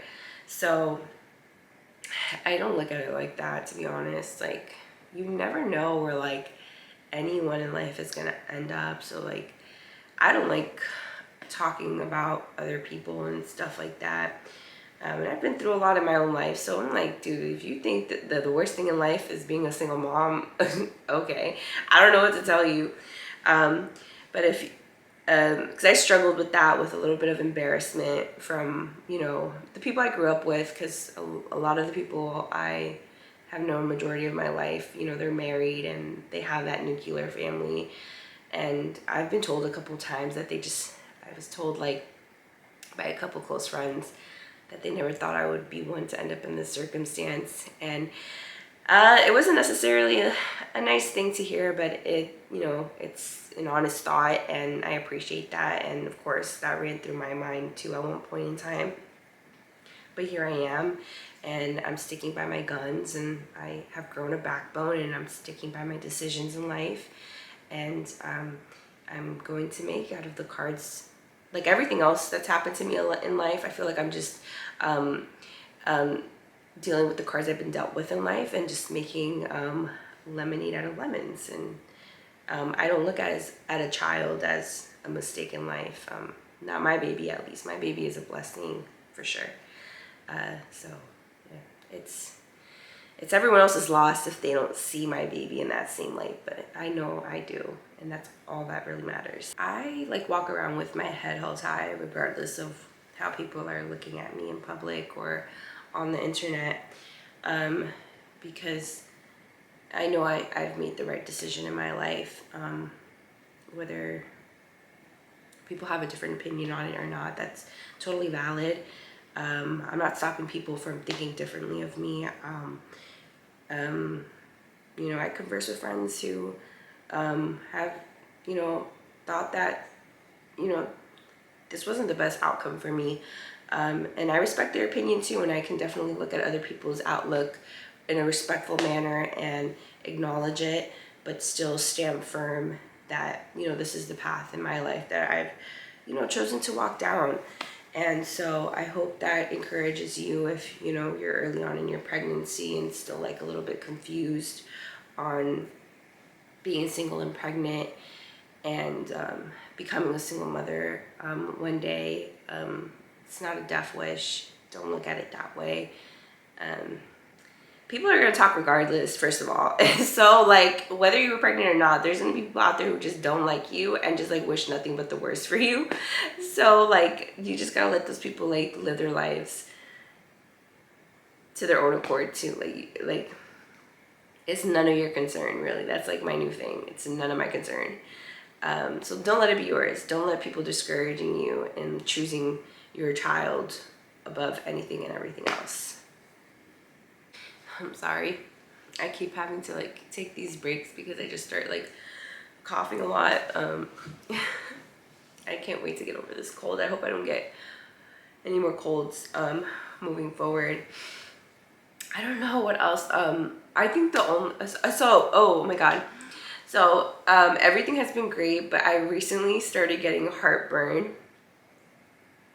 Guys, and my mom believes in this like wives' tale that if you're having a lot of heartburn, it's because your baby's gonna have a lot of hair. And oh my God, guys, honestly, I wouldn't be surprised. Dad has a lot of hair. When he grew it out into his ponytail, he had a lot of hair. His hair was thick, and I obviously have a ton on my head too.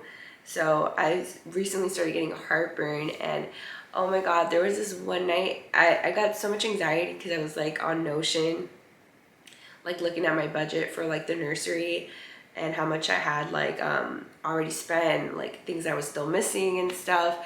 And I had the worst heartburn that night. That just felt like elevated because I was so anxious. I didn't sleep that night because that tracker was like driving me crazy, and I was like looking at the numbers and like looking at the weeks left, and like I was just like, oh my God, time is going by too fast. I need more time. I'm so indecisive about the nursery too, so like it was like a lot, but I started getting heartburn. So now I'm really not eating any chicken or meat because that's usually when I get heartburn the worst. So I don't like chicken or meat to begin with, so it's not like I'm like crying over it either, but the heartburn I've been experiencing has been so bad. I like will do anything that I possibly can not to like get heartburn, but it's like painful. Like it's like painful heartburn. I haven't gotten acid reflux, just straight up heartburn. What else has been happening with my health? My vision got extremely bad. I don't have my contacts on anymore. I feel like that prescription is way past due. So now I wear glasses because that's how bad my vision got, and my eyes just hurt all the time. Also, certain colors are like not looking right anymore. Like my color is looking worse. But yeah, I'm actually blind. I've been actually blind this whole video, which has been like less anxiety inducing because I can't see myself. So I can't see how ugly I actually like look on camera right now. But yeah, my vision got way worse. I honestly thought I was going blind my second trimester because it's just crazy how bad colors are looking, and also like my vision, and I just got these like Ray-Bans because I'm not good with glasses, which is why I started wearing contacts to begin with. So I know these aren't gonna like last me a very long time because I'm sure Cody or Katie are gonna get to them eventually and chew them up, but I at least need them for like driving and stuff. And for sitting in front of the computer, I just couldn't do contacts anymore. Like my eyes were just dry 24/7 and they were just hurting. My prescription was just not helping, and yeah, pregnancy definitely affected my eyesight, at least in the late second trimester. I can honestly say like it got really bad. I'm trying so hard to think about like actual pregnancy related things that have happened to me this trimester, so like it's a little bit more relatable.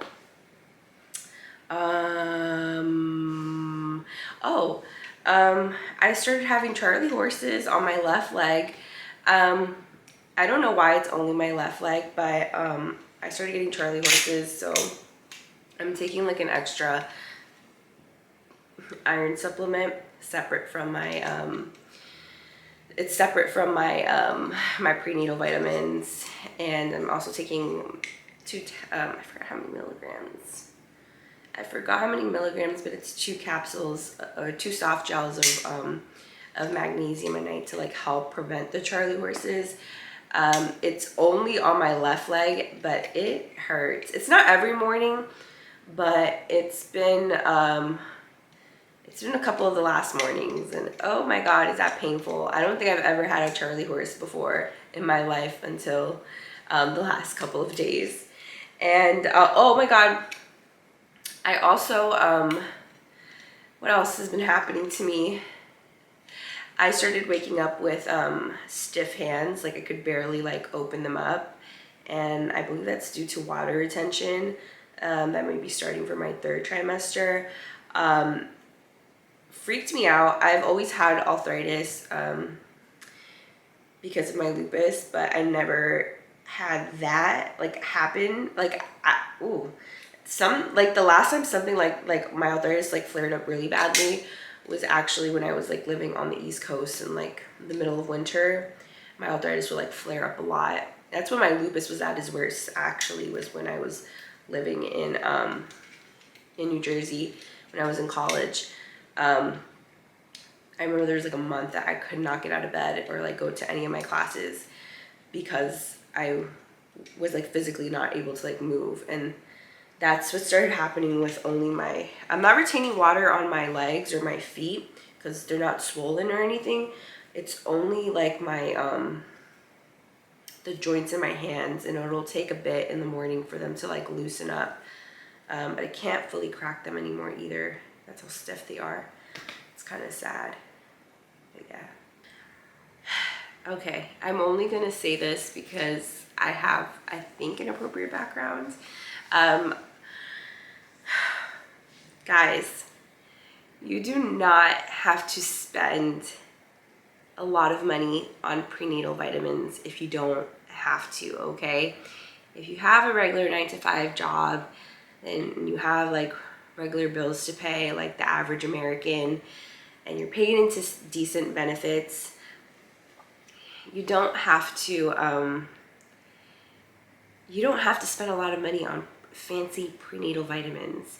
You can go to your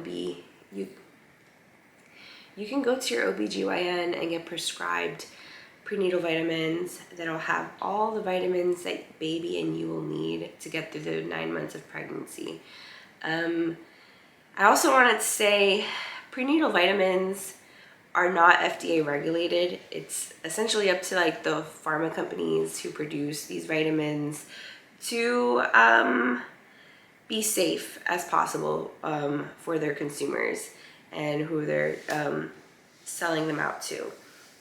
And please remember, the most important vitamin, one of the most important vitamins you can possibly get in a prenatal that you should be looking for when you are paying out of pocket for a prenatal is folic acid. Folic acid, a minimum of 400 milligrams of folic acid. Not folate, not folate. Folic acid, which is the synthesized version of folate. But you want at least 400 to 800 milligrams of folic acid. There's not a lot of evidence out there that folate in its most organic form has the same preventative measures for neural tube defects the same way folic acid has. So that's why I'm kind of trying to make that discrepancy, because I know there's a lot of prenatals that are more on the high end side that kind of are shilling that narrative of folate being better than folic. You could take those vitamins, but I would still suggest getting a prescription from your OB. You're still gonna have to get your folic acid, if not through your daily diet, but definitely through an extra soft gel or like capsule. But again, I'm not an MD. I'm just going off of what I know to be true, and that's kind of how I based it around. I take Nature Made. They sell it at Costco, a 90-day supply. You'll spend $75, $80 at most throughout your whole pregnancy on prenatals. You do not have to break the bank in order to get your baby all the nutrients that it needs. You don't want to be breaking the bank on prenatals when you have a whole child on the way anyways. So yeah, like I know some people have a struggle with the taste of some pills, or like they can't swallow it, nausea, and I've never had an issue. I've been taking medication for a big portion of my life. Yeah, some pills taste, like I know my Keppra has like a really nasty taste to it, like it's like dusty if you leave it in your mouth for too long. But like, you know, medication is a medication to me, a pill is a pill to me. I just take it, swallow it, and move on with my day. I've never had like weird issues with taking pills. So I definitely can't relate to that, but I've been reading a lot that a lot of women actually struggle with that, or people in general. So I wasn't really like privy to that whole thing, but now I am. So maybe, I mean, if you have to, if the taste just really bugs you, if it's just too big to swallow, whatever the case may be, understandable. But don't feel like you need to break the bank on all these expensive, luxury, bougie prenatals when you really don't. You really don't have to do that. Save yourself the money and the headache. Yeah, and that's just my opinion on that. And I'm only giving it because of my background. That is all. I'm not a professional. Consult with your OBGYN, but Nature Made is a pretty good brand, and it's very cost friendly, and it's effective in what it's meant to do for your baby and your pregnancy's health. There really isn't much else going on. I'm in a really good headspace. Baby's doing really great. They are so funny. I've had a couple 3D ultrasounds already, and they're just so baby's just so funny and so cute already. I can tell they're gonna have a personality. I'm so excited to like see their face and like just hold them, and just like I just have so much curiosity, and I'm just so anxious to like finally have them in my hand and like just see them for the first time. I'm really like excited for that when I get past the labor.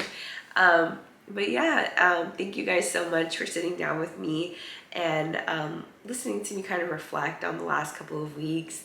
I hope you've enjoyed my journey so far, and that you stick along with me till the very end, and we get to meet baby pretty soon.